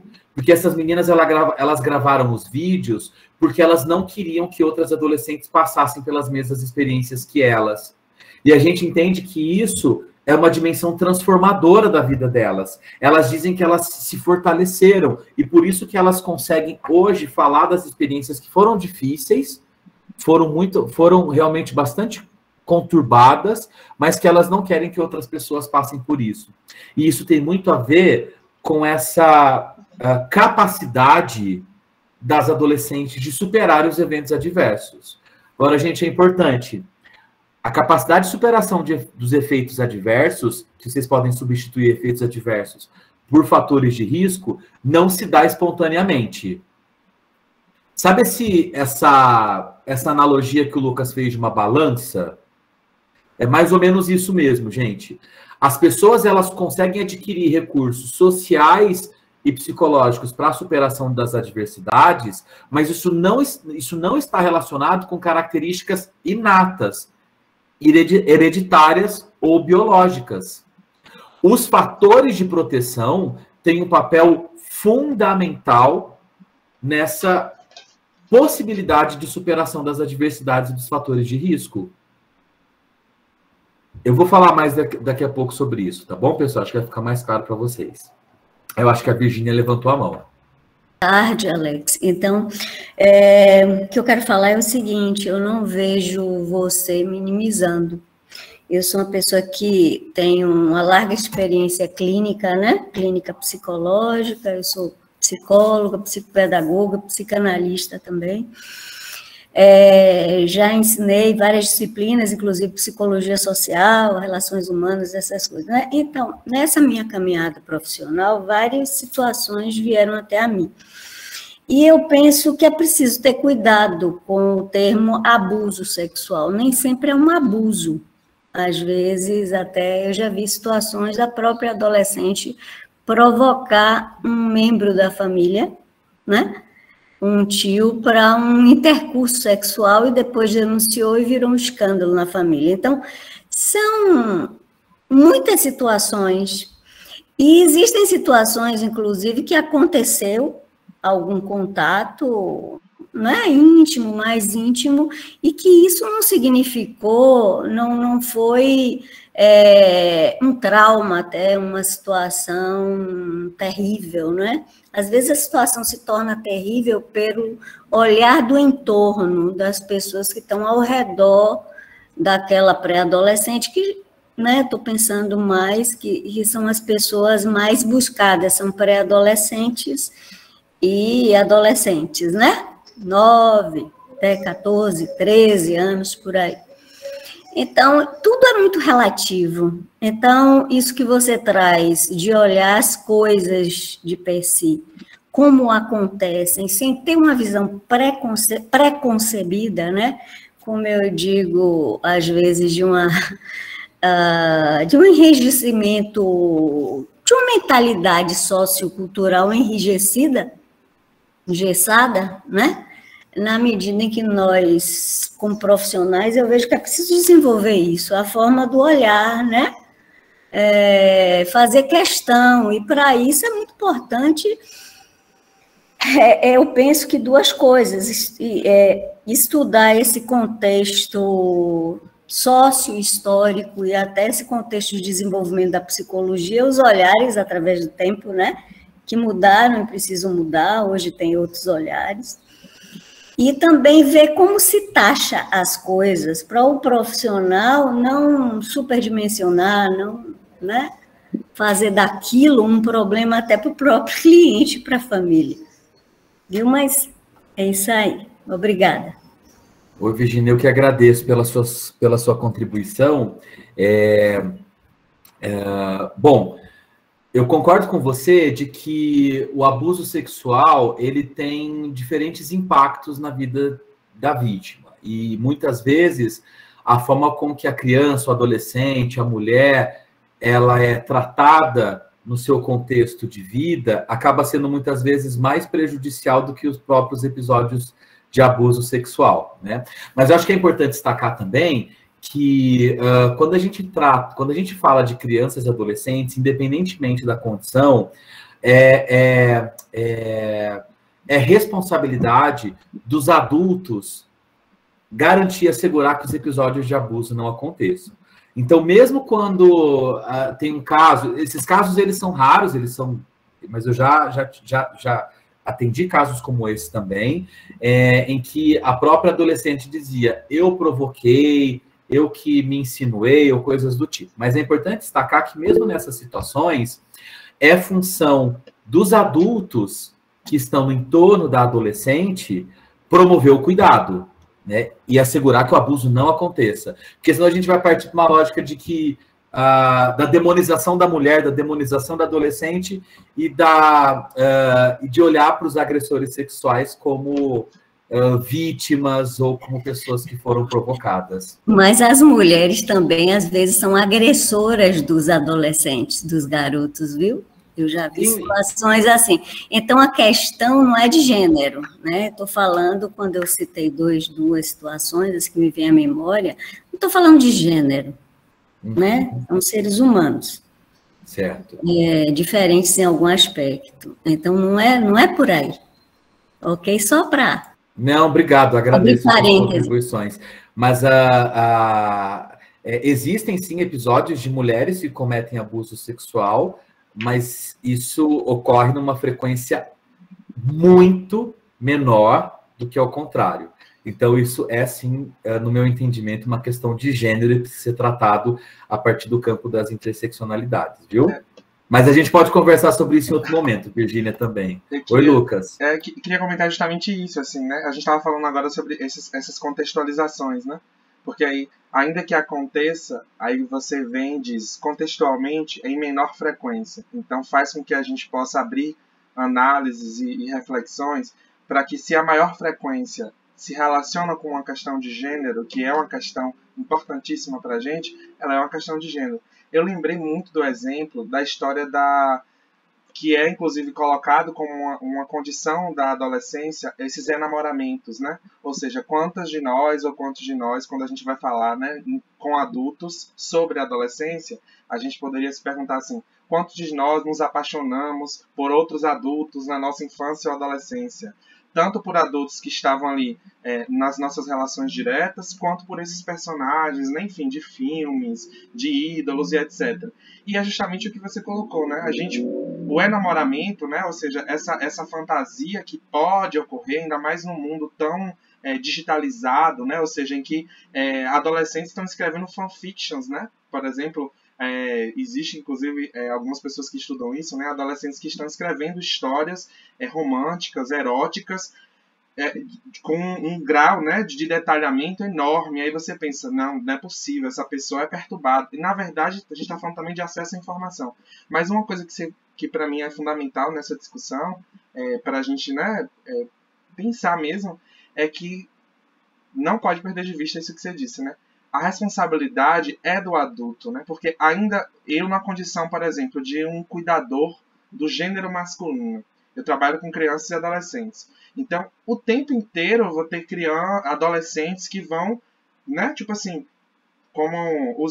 não vou usar essa palavra, porque eu acho que a forma como a gente olha já muda, né? Mas assim, que vão se declarar, que vão falar dos seus sentimentos, que vão procurar situações em que demonstrem o afeto que eles estão produzindo ali na fantasia deles nessa relação, mas a responsabilidade é minha de manejar isso. E sem medo, né? Porque, assim, um adolescente, por exemplo, que chegar até mim por uma identificação ou coisas assim, e falar, né, de que está apaixonado ou que gostaria que fosse uma outra coisa, o que eu vou fazer com isso que importa. E aí é esse o ponto da questão, né? A nossa responsabilidade adulta de manejar isso de um lugar de cuidado, entendendo que isso é uma dimensão de humanidade. Aí sim, a amorosidade, o apaixonamento é da humanidade, né? Enquanto a condição de humanidade. Mas a intervenção aí é uma intervenção contextualizada e responsável, né? Sim, concordo. É por isso que é importante sempre que a gente analise os fatores de risco e proteção, sempre de forma muito articulada, pessoal. Eu tenho feito, desde o início da minha apresentação, eu tenho pontuado isso, né? Que é necessário, se a gente quer produzir de fato um conhecimento crítico e bem contextualizado, independentemente daquilo que a gente trabalha enquanto cientistas, ou como é que a gente promove a intervenção psicológica, compreender esses marcadores sociais. O que eu estou chamando de marcadores sociais, eu sei que o grupo de vocês trabalha muito com o conceito de interseccionalidades, né? Então, não dá para desconsiderar nesses fenômenos a questão de gênero, idade, raça, etnia, classe social e assim por diante, tá bom? Mas assim, voltando agora um pouco para a apresentação, pessoal, deixa eu só contar para vocês, eu pulei aqui Vocês estão vendo meus slides? Estamos. Opa, tá bom, agora sim. Achei que eu tinha caído aqui na internet. Uma das coisas que eu aprendi fazendo pesquisa sobre fatores de risco e proteção com adolescentes tem a ver com os projetos de vida. Um dos fatores de risco mais potentes, isso eu descobri fazendo pesquisas com adolescentes envolvidos no tráfico de drogas em situação de exploração sexual. As adolescentes em situação de maior vulnerabilidade são aqueles que não conseguem manter ou construir os projetos de vida. São aqueles adolescentes. São adolescentes quando você pergunta o que você quer fazer para a sua vida. Da sua vida, gente, eu estou falando no mês que vem, tá? Não estou falando necessariamente de projetos de profissionalização, faculdades, nada disso, tá? Eu estou me referindo a adolescentes que, de fato, dizem eu não consigo planejar o futuro porque eu sequer sei se eu vou estar vivo amanhã. Então, não consigo. Isso é um tema que eu ainda estou tentando desenvolver, que eu acho que merece mais investimentos, mas eu queria muito compartilhar isso com vocês, que nas minhas pesquisas isso tem aparecido muito fortemente. A ausência ou a impossibilidade de manutenção de projetos de vida aparece como um dos fatores de risco mais potentes na trajetória de desenvolvimento de adolescentes. Muito bem, agora partindo para a terceira parte da minha apresentação, eu intitulei aqui como Desconstruindo Noções Hegemônicas, e noções hegemônicas de fatores de risco e proteção. Essa daqui é uma representação desenvolvida pela Anne Masten. A Anne Masten é bastante conhecida na psicologia do desenvolvimento, e ela representa, de alguma forma, uma noção clássica, assim, da psicologia do desenvolvimento. Então, esse gráfico mostra para a gente o quê, gente? Olha, aqui nós temos o nível dos riscos, tá? Eu vou traduzir literalmente, tá? Eu tenho algumas críticas em relação aos termos que ela utiliza, tá certo? Mas, enfim, vou seguir aqui à risca o que a autora propôs. Então, aqui a gente tem o nível de risco. Então, o que esse gráfico mostra? De um lado, aqui na horizontal, nós temos os níveis de risco. E aqui, na vertical, nós teríamos o que ela intitula como problemas comportamentais, ou problemas de comportamento. Então, o que esse gráfico mostra para a gente, pessoal? Quanto maior a exposição da pessoa aos fatores de risco, maior a probabilidade de problemas comportamentais. Repito, tá, gente? Estou só usando as expressões dela. Eu, geralmente, não utilizo essas nomenclaturas nas minhas aulas, nas minhas publicações, tá? Problemas de comportamento, por exemplo. Tá bom? Então, uma visão metáfora da balança. É óbvio, se você tem uma condição de vida em que há inúmeros fatores de risco, pesa mais desse lado da balança e, portanto, a probabilidade de problemas de desadaptação, problemas comportamentais, aumenta significativamente. Tá certo? Visão clássica, né, gente? Isso daí as teorias da década de 80 e 90 já falavam. Mas eu gosto muito dessa representação aqui da Anne Masten. Porque vejam que o gráfico é o mesmo, tá certo? Então, as barras aqui, elas são as mesmas, praticamente. Agora, notem que nós temos aqui nessa representação alguns círculos, alguns pontinhos aqui. Então, nós temos esses dois aqui em branco, esses dois em vermelho, esse aqui em preto. Alguém se arriscaria a dizer o que esses pontinhos estariam representando aqui nesse gráfico?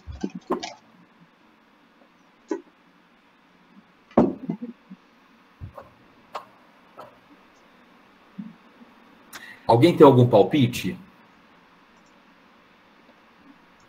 Seriam fatores de risco ou proteção dentro da leitura do que seriam os problemas comportamentais que estariam influenciando?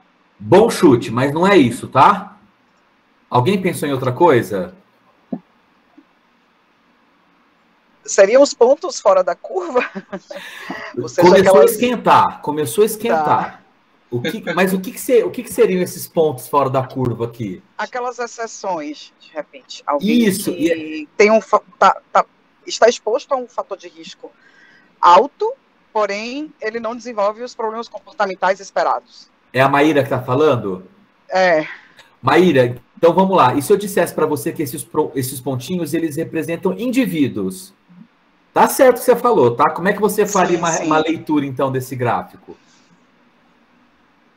Então, talvez esse pontinho branco que está aí no nível 6, né? Aqui. Então, é alguém que está exposto a um altíssimo nível, né, de risco, de fatores de risco, mas que ele não desenvolveu problemas comportamentais ao nível esperado lá no 80. Então, ele desenvolveu, sim, algum problema comportamental, mas muito abaixo do que o esperado, né? Porém, o vermelho, o branco acho que fica mais claro, mas o vermelho, ele está lá em cima, né? Lá no, ele está no nível de risco que espera e desenvolvendo um problema que se espera, né? Exato. Então, não sei se se seria um indivíduo aí fora da curva, né? Talvez tenha uma outra interpretação aí, mas talvez no branco, para mim, ficou claro isso, né? E o preto? E o preto, alguém que não está exposto a níveis elevados, né, de fatores de risco, mas que tem problemas comportamentais. Pronto, gente, não preciso nem mais vir aqui, vocês não precisam nem me convidar mais. A Maíra já pode falar daqui para frente, viu? Essa é a leitura cartesiana, tá, Alex? Mas olha, gente, essa representação é exatamente isso que a Maíra trouxe, tá? Então, vejam, os indivíduos aqui representados nesses pontinhos vermelhos é aquilo que se espera de fato, né, nas teorias clássicas do desenvolvimento. Então, são indivíduos que estão expostos a muitos fatores de risco e, portanto, apresentam problemas comportamentais. Tá certo? Agora, eu chamo a atenção para esses indivíduos representados nesses pontinhos brancos e preto. Nos pontinhos brancos, então, são pessoas que estão expostas a muitos fatores de risco, mas não desenvolvem problemas comportamentais. E o indivíduo aqui representado no pontinho preto, ao contrário. Então, uma pessoa que aparentemente não está exposta a esses múltiplos fatores de risco, mas apresenta problemas comportamentais. Deixa eu voltar aqui para a sala para conversar com vocês sobre isso. Eu disse agora há pouco que eu ia me apoiar naquela metáfora que o Lucas trouxe da balança. Lembram-se? Agora eu vou falar diferente. Esqueçam a balança. Por quê, gente? Quando a gente estuda fator de risco e proteção, não se trata de uma questão numérica, mas sim de como as pessoas vivenciam subjetivamente os fatores de risco e proteção que elas estão expostas. Então, eu como pesquisador, como avaliador externo, eu posso fazer uma análise, independentemente da técnica que eu emprego, e dizer, essa pessoa está exposta a muitos fatores de risco. Mas o que nos interessa é como subjetivamente esses fatores de risco são vivenciados. Isso significa, gente, lembra que eu falei, eu chamo de interface entre risco e proteção, né? Então, às vezes, um único fator de proteção, ele é tão potente que ele pode minimizar ou mitigar os efeitos de múltiplos fatores de risco. Vou dar um exemplo para vocês de um adolescente que participou de uma pesquisa nossa. O adolescente, ele estava assim, gente, era uma situação muito difícil. Ele estava exposto a muitas situações de risco. Trabalho infantil, violência urbana, extrema pobreza. Eram enfim, tá? Apesar disso, o adolescente demonstrava, do ponto de vista dos parâmetros normativos de avaliação das ciências psicológicas, competência social, habilidades sociais, sei lá, todos os outros termos e nomenclaturas da psicologia clássica, psicologia burguesa, tá? Quando a gente for avaliar o que ele tinha na vida que era importante, que mobilizava esses recursos internos para o enfrentamento das adversidades, nós encontramos a presença de uma madrinha. Ele tinha uma madrinha na vida dele, que era uma pessoa que ofertava apoio, que ofertava cuidado, que o estimulava. Então, apesar dessa... Ele seria, dentro daquele gráfico da Amy Masten, os pontinhos brancos lá representados. Porque, apesar da exposição a múltiplos fatores de risco, ele não apresentava problemas comportamentais. Mas a gente precisa sempre entender... Vejam, gente, eu estou falando para vocês sobre como se faz, como a gente pode fazer pesquisas nessa interface entre fatores de risco e proteção. Não se trata de quantidade.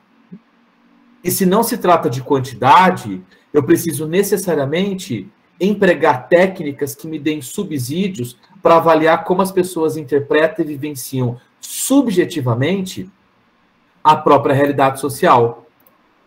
E aí eu trouxe aqui para vocês 2 citações, então, para complementar o que eu estou falando. Fundamentado no Michael Unger, para vocês, os indicadores de risco e proteção, eles devem ser entendidos de forma contextual, levando em consideração os aspectos subjetivos que são moldados pela inserção do sujeito em determinada cultura, em determinado contexto, em determinada realidade social. E mais, agora fundamentado no Bronfenbrenner, as características cientificamente relevantes de qualquer contexto para o desenvolvimento humano incluem não apenas as questões objetivas, observáveis, passíveis de descrição, mas também a maneira na qual essas são experienciadas subjetivamente pelas pessoas que vivem nesse ambiente. Faz mais sentido para vocês agora, porque que eu estou fazendo desde o início da minha apresentação uma defesa de que me parece mais profícua a alternativa de estudar e de pesquisar fatores de risco e proteção numa perspectiva mais qualitativa? Vejam, gente, eu não estou dizendo que não dá para fazer pesquisa quant, não é isso, por favor. Mas quando eu quero buscar essa dimensão da interface, do interjogo entre os fatores de risco e proteção, as estratégias qualitativas, elas seriam mais recomendadas porque elas nos possibilitam uma captação dessas experiências subjetivas. Certo? Alguma pergunta ou comentário, pessoal, sobre essa parte?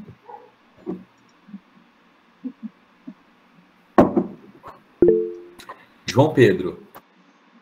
Não, isso que você me traz, novamente eu bato na tecla da psicologia social comunitária, né, e dessa importância de ouvir os adolescentes que a gente está tendo diálogo, né, de não ir com essas categorias prontas e de como entender como esses fatores dialogam com as próprias experiências dele, que, né, tipo, acho que é o que a gente já vinha discutindo aqui, né, os indivíduos não são bonecos que a gente vai preenchendo, tanto de crianças e adolescentes, que a gente vai preenchendo com informação e pronto, isso se dá. Não, tem esse processo, né, do que sai deles diante os fatores ambientais no qual eles estão inseridos.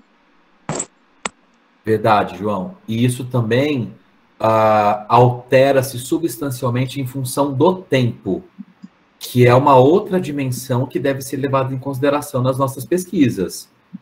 Então, um fator de risco ou proteção, ele pode sofrer alterações substanciais em função do tempo. É uma variável importante também nas nossas pesquisas. Ricardo? Quando você estava falando sobre fatores de risco e tal, né? Eu lembrei da questão da população em situação de rua, né? Onde muitas vezes a gente vai prestar esse cuidado, né? Vai prestar esse apoio, né? Até sobre a própria saúde mental, né? Dessas pessoas.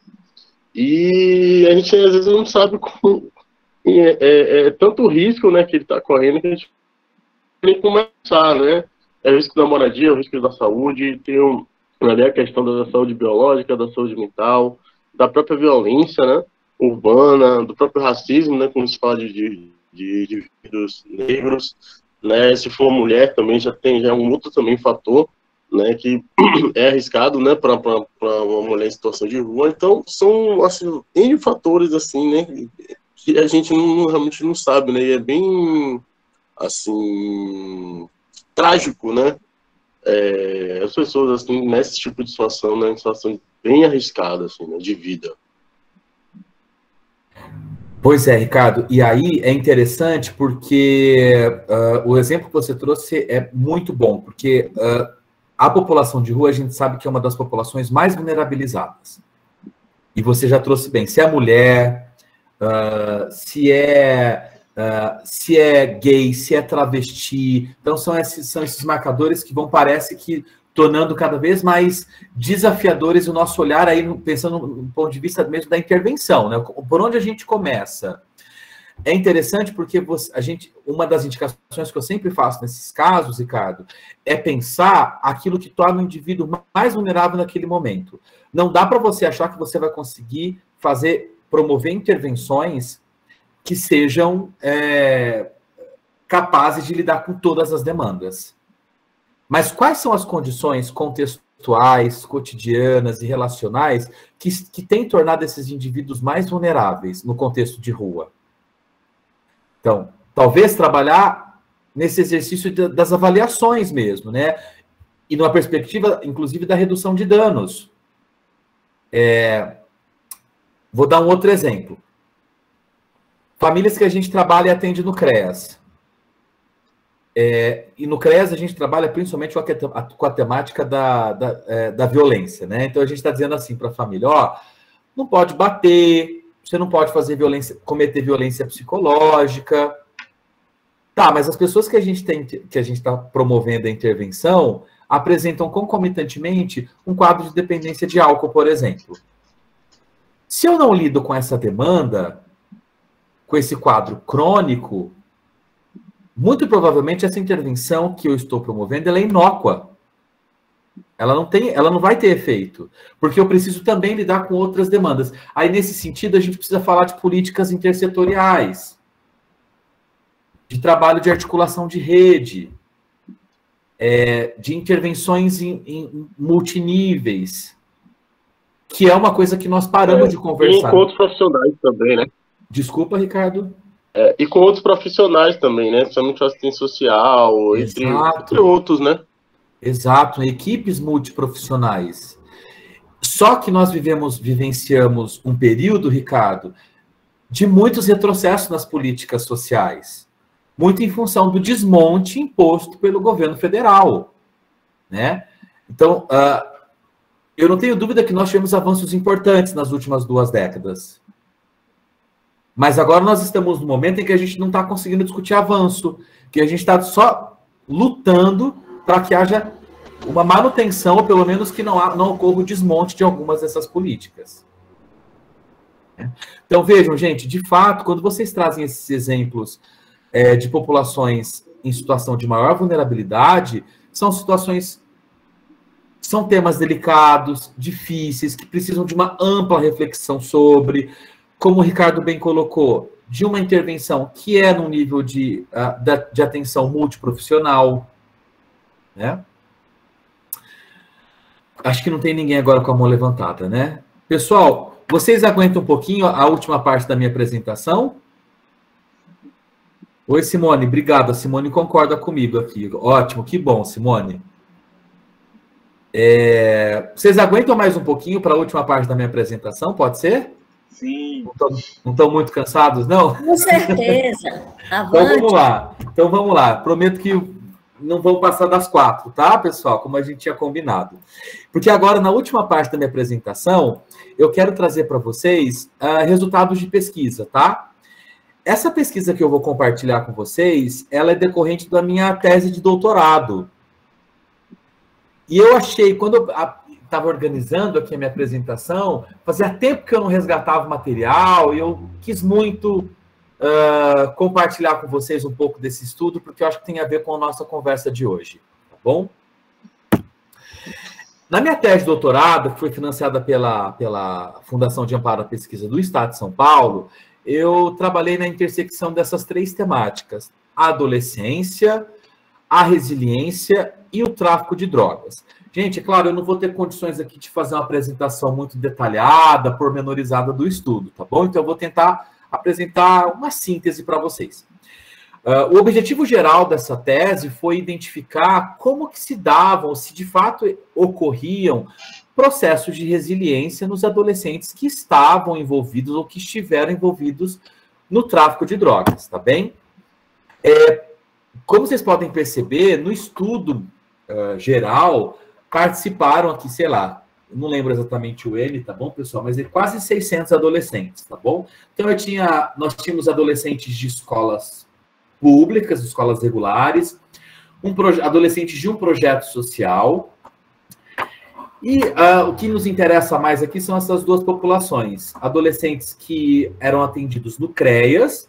Eu não sei se aí em Salvador vocês têm essa organização, mas o CREAS aqui a gente chama de CREAS-LA, PSC, que é Liberdade Assistida e Prestação de Serviço à Comunidade, que são os CREAS que atendem adolescentes com histórico do ato infracional e que foram encaminhados para o cumprimento de medidas socioeducativas.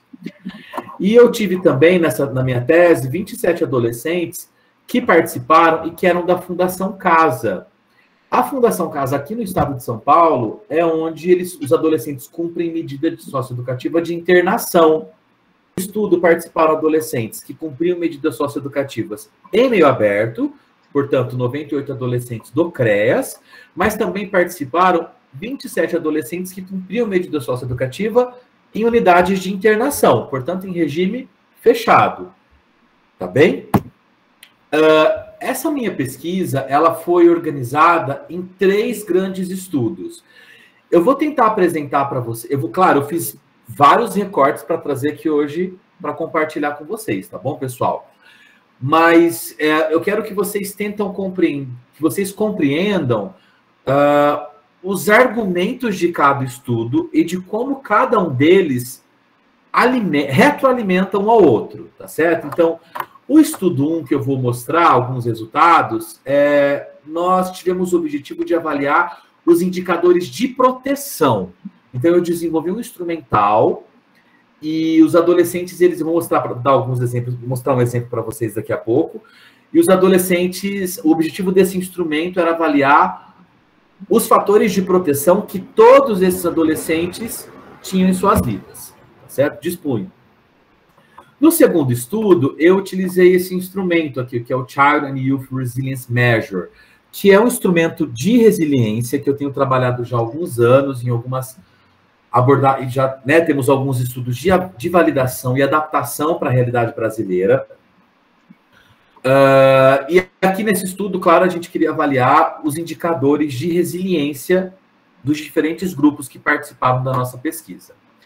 E o terceiro estudo é um estudo de casos múltiplos que participaram 8 adolescentes. Esse aqui é um estudo qualitativo, que foi conduzido através de entrevistas. Então, esse aqui é um instrumento fechado, o estudo 2 também, e o estudo 3 é um estudo de caráter é um estudo qualitativo, tá certo? Bom, vamos lá, vocês vão perceber agora que eu vou dividir em 4.1, 4.2 e 4.3, sendo esse aqui é o estudo 4.1, 4.2 e o 4.3, tá certo? Vamos lá. Primeira coisa, gente, no instrumento do estudo 1, como eu disse a vocês, eu quis entender como eram os fatores de proteção na vida dos adolescentes. E aí tinha alguns fatores ou algumas dimensões. Eu avaliei escola, comunidade, família, instituição religiosa, enfim, eram 7 fatores que essa escala avaliava. Como vocês podem perceber, cada um dos fatores dessa escala tinham diferentes afirmativas. E o adolescente deveria responder, numa escala de 1 a 5, o quanto ele concordava ou discordava daquela afirmação. Então, por exemplo, eu me sinto feliz quando estou na escola.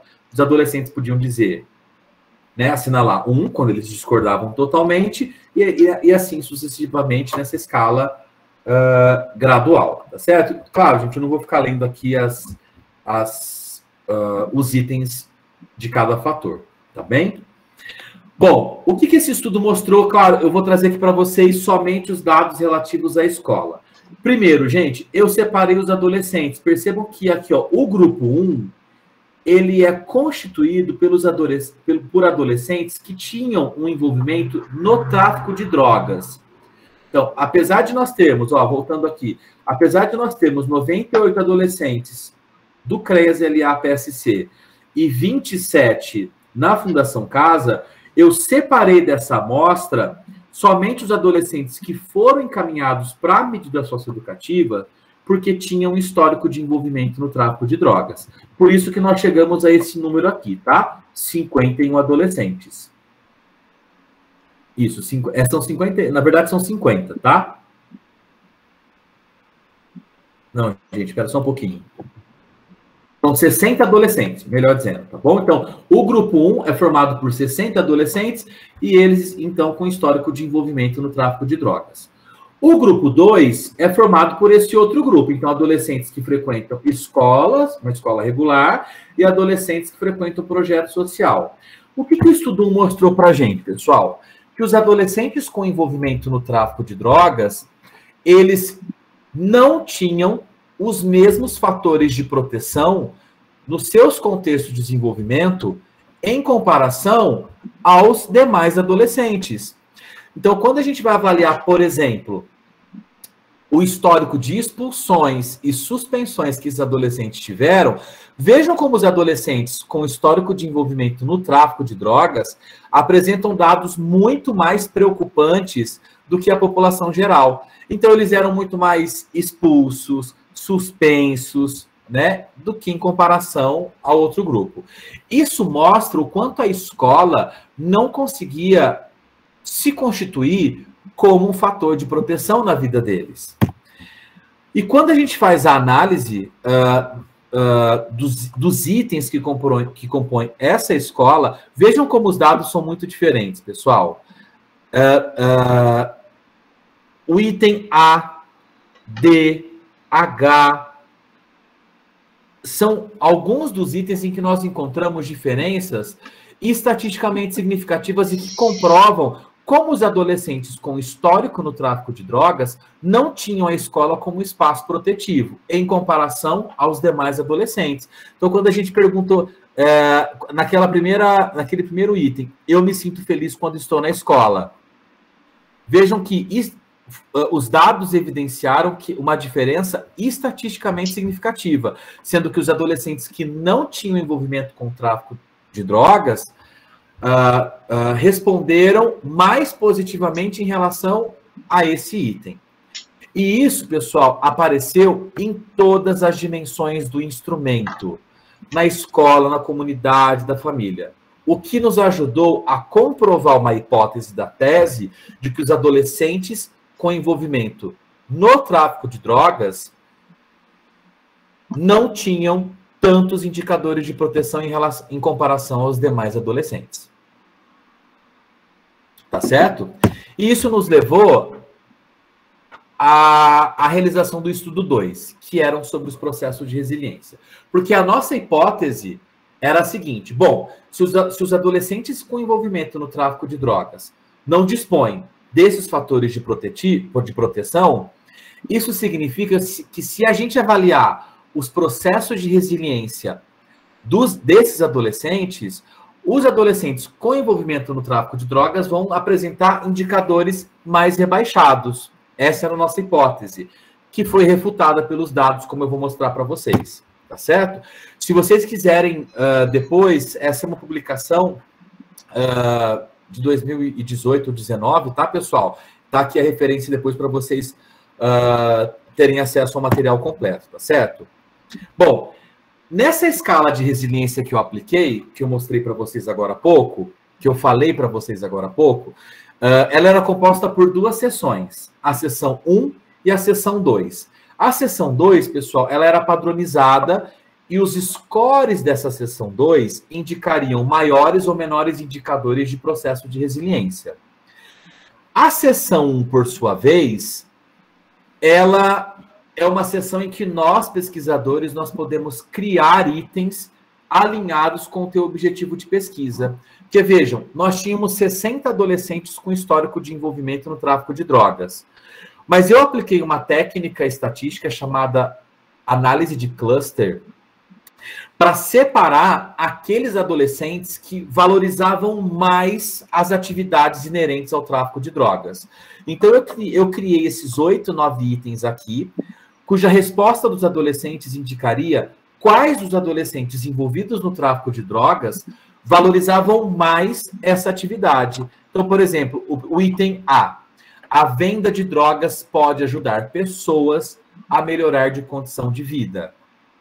B, algumas pessoas que vendem drogas ajudam outras famílias que não têm dinheiro para comprar comida ou remédios. Ou seja, gente, os itens dessa seção 1 eram itens que mostravam que quanto mais o sujeito assinalasse próximo ao 5, que ele considerava mais adequado e, portanto, indicaria mais valorização desses adolescentes em relação ao tráfico de drogas. O que eu fiz, pessoal? Dos 60 adolescentes, depois que eu fiz, então, que eu apliquei a técnica de análise de cluster, eu conseguia separar entre os 60 adolescentes, 8 que apresentaram indicadores mais próximos a 5, e que, portanto, indicavam mais valorização do tráfico de drogas. Tá dando para vocês entenderem, pessoal, o procedimento que foi utilizado? Alguém quer pedir algum esclarecimento? Para mim tá ok. Tá tudo certo? Então, só para vocês terem uma ideia, ó, numa escala que poderia variar de 1 a 5, sendo 1 discordava dessas afirmações e 5 concordava totalmente, vejam como o grupo 1 difere do grupo 2. A média aqui no grupo 1 foi 4,125, enquanto do grupo 2 foi 2,7 e assim por diante. Ou seja, o grupo 1 eram adolescentes que estavam envolvidos no tráfico de drogas e que valorizavam ainda mais essas atividades, diziam coisas positivas sobre o tráfico de drogas. A nossa hipótese era o seguinte: que os adolescentes envolvidos no tráfico de drogas apresentariam indicadores de resiliência mais rebaixados em comparação aos adolescentes de escolas públicas. E uma hipótese complementar é que os adolescentes desse grupo aqui, ó, os 8 adolescentes, apresentariam indicadores de maior vulnerabilidade e, portanto, scores que indicariam menores indicadores de resiliência. Para nossa surpresa, não foi isso que nós encontramos. Quando nós fizemos as análises estatísticas nos scores sobre os indicadores de resiliência, essa coluna aqui em azul é daquele grupo de 8 adolescentes, ou seja, aqueles que mais valorizavam o tráfico de drogas. Apesar de nós não termos encontrado diferenças significativamente estatisticamente significativa entre os grupos, vejam que o grupo com alta valorização do tráfico de drogas demonstrou níveis mais elevados de resiliência, em comparação ao grupo 2, por exemplo, que eram aqueles adolescentes que apresentaram menores indicadores de valorização do tráfico. E o grupo controle é o grupo de adolescentes, então, que frequentavam as escolas públicas. Percebam que nas diferentes dimensões do instrumento, esse dado também foi similar. Em todas as dimensões, os adolescentes com alta valorização do tráfico foram os adolescentes que indicaram simultaneamente maiores indicadores de resiliência. Bom, gente, isso por si só já desestabilizou muito o que a gente sabe sobre esse tema. Porque a gente sempre acha que um adolescente que está exposto a um fator de risco, ele está o quê? Vulnerável, enfraquecido, né? E não foi isso que a nossa pesquisa revelou. A nossa pesquisa revelou pelo instrumento. E, claro, gente, a gente pode fazer, no artigo completo, eu apresento todas as limitações de usar um instrumento desse porte para fazer mensuração de resiliência, tá certo? Mas isso, acho que esse dado foi importante porque nos ajuda a refletir sobre essas definições arbitrárias de que um adolescente que está exposto a um determinado fator de risco, ele estará sempre, necessariamente, em situação de vulnerabilidade. Agora, vejam que interessante. O estudo 1 mostrou que esses adolescentes não têm fatores de proteção, ou que os fatores de proteção deles são enfraquecidos. O estudo 2 mostrou que os adolescentes com taxas mais elevadas de valorização do tráfico são aqueles que também apresentam, então, processos de resiliência. Foi quando nós geramos uma nova hipótese, que é o estudo 3, aquele de caráter qualitativo. Porque o que eu quis fazer? O que nós fizemos, pessoal? Eu fui entrevistar os 8 adolescentes, porque a nossa hipótese era de que, se os adolescentes não tinham nos seus contextos de desenvolvimento fatores de proteção, talvez os fatores de proteção associados à promoção de resiliência estariam associados ao tráfico de drogas. Portanto, na minha tese de doutorado, o que eu busquei foi questionar aquilo que nós entendemos e definimos arbitrariamente como fatores de risco e proteção. Será que o tráfico de drogas é somente fator de risco para os adolescentes? E eu vou compartilhar com vocês alguns resultados aí do estudo 3, só para fechar, tá bom, pessoal, a minha apresentação. No estudo 3, que é o que nós chamamos de resiliência oculta, o que nós identificamos através das entrevistas, pessoal? Que o tráfico de drogas possibilitava para os adolescentes uma série de fatores que eram ausentes na trajetória de vida dos adolescentes e que, de alguma forma, o tráfico de drogas, por mais paradoxal que seja, estava auxiliando na manutenção da saúde mental e dos processos de resiliência dos adolescentes. Eu trouxe para vocês aqui só 3 grandes dimensões que foram identificadas nas entrevistas, embora existam outras lá na tese, que se alguém quiser eu posso compartilhar depois com vocês, tá? Primeira coisa, pessoal, o tráfico de drogas permitiu aos adolescentes acesso a recursos materiais. E esses recursos materiais estavam relacionados tanto com mantimentos, alimentos para a família, compra de remédios, pagamento de aluguel, rolezinho de final de semana, roupa de marca, ou seja, os adolescentes, quando se envolviam no tráfico de drogas, que é uma atividade altamente rentável em comparação às atividades laborais que adolescentes geralmente se envolvem, eles conseguiam suprir as famílias e as suas próprias necessidades, impostas muitas vezes pelo próprio capital, de uma forma que, antes do tráfico de drogas, isso jamais seria possível. Uma outra condição que nós identificamos foi um sentimento que esses adolescentes tinham de que depois que eles se envolveram no tráfico de drogas, eles passaram a ser respeitados em diferentes espaços. Então, muitos deles diziam, eu era um ninguém. Hoje, as pessoas me respeitam na minha comunidade. No meu bairro, as pessoas sabem quem eu sou, elas me admiram, elas abaixam a cabeça quando eu estou passando. Então, apesar da gente poder questionar a percepção ou a definição que eles têm de respeito, o que nós encontramos foi que no tráfico de drogas, esses adolescentes se encontraram de alguma forma que, depois do engajamento nessas atividades, eles passaram a ser respeitados.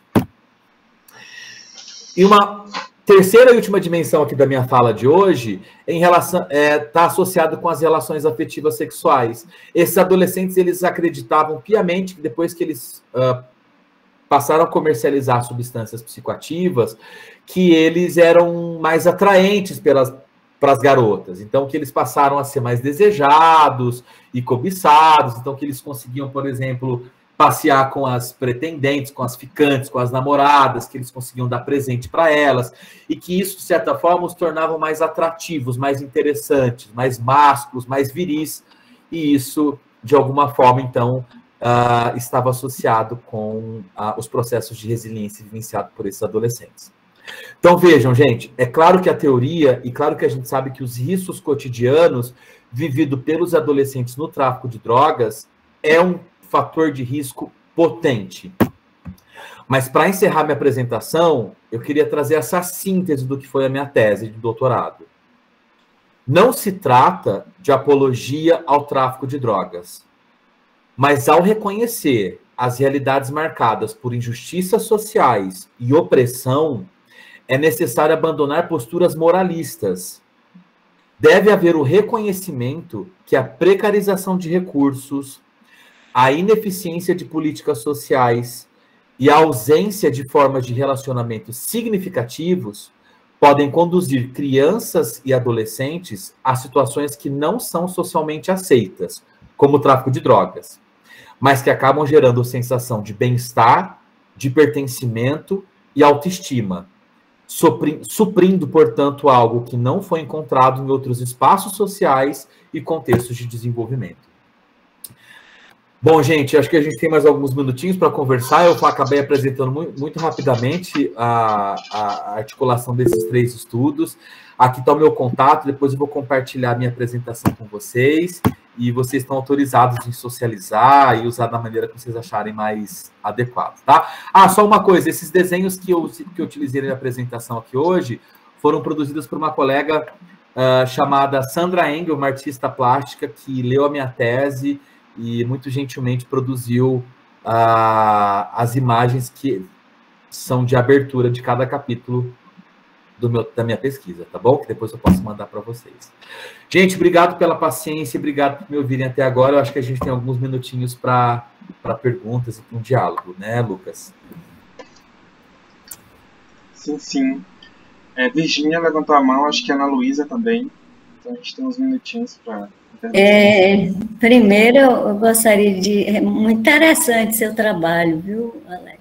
Agora, eu tenho convivido, né, com pessoas, com adolescentes, e situações, assim, de bairros, assim, em que tem um alto grau de marginais e tráfico de drogas. E realmente, né?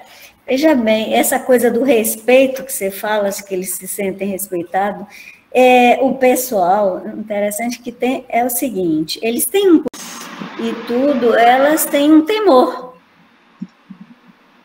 né? É a coisa assim, se passa numa violência assim que um final de semana aí morreram 4, aí de vez em quando aparece um adolescente morto, né? Assim, queima de arquivo, muitas, essas coisas todas.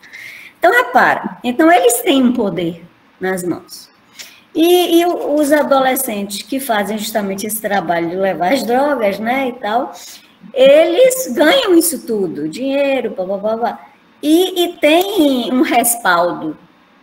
Dirigem carros, né, do pessoal do tráfico. E eu vi isso diversas vezes. Então, eles têm esse respeito. Com mais dinheiro, ganham, assim, as garotas que estão interessadas em sair, curtir, e nas benesses que o dinheiro pode fornecer. É um círculo vicioso, né? É uma coisa, é um respeito, são 2 lados de uma moeda, né? A conquista pelas vias do trabalho, geralmente essas pessoas, em termos familiares, né? São famílias, assim, fragmentadas, às vezes famílias de mulheres, né? Essas crianças não têm pai, ou crianças de vários pais. É muito complexa a situação familiar dessas crianças de alagados aqui em Salvador, né? De bairros realmente, pro lado da Valéria, por aí. É muito difícil a precariedade de família, o senso de família do homem, né? O assumir a responsabilidade. Gente, é uma fragmentação total. E essas crianças ficam muito perdidas e muito à mercê, né? Desses senhores do tráfico, que são os todos poderosos e prometem realmente coisas incríveis, viu? Eles são muito sedutores, né? Como a personalidade perversa, ela é sedutora. Bom, mas aí isso é pano para muitas mangas, viu? Parabéns, interessante o trabalho.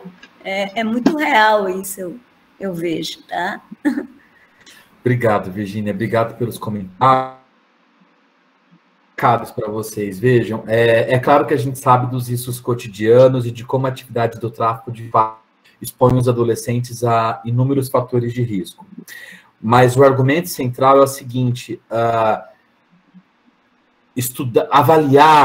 estudar fatores de risco e proteção tem um nível de complexidade muito elevado, né? Então, na ausência dos fatores de proteção convencionais postos nos livros científicos, né, nas nossas publicações, acabam sendo desafiados pela realidade, né? Então, infelizmente, na ausência de mecanismos de proteção convencional, muitos adolescentes acabam identificando fatores de proteção em atividades consideradas ilícitas, como o tráfico de drogas. Existem outras categorias, inclusive, que eu poderia apresentar para vocês, tá certo? Mas eu acho que essa é muito forte. Então, o quanto os adolescentes, eles falavam das mães, por exemplo.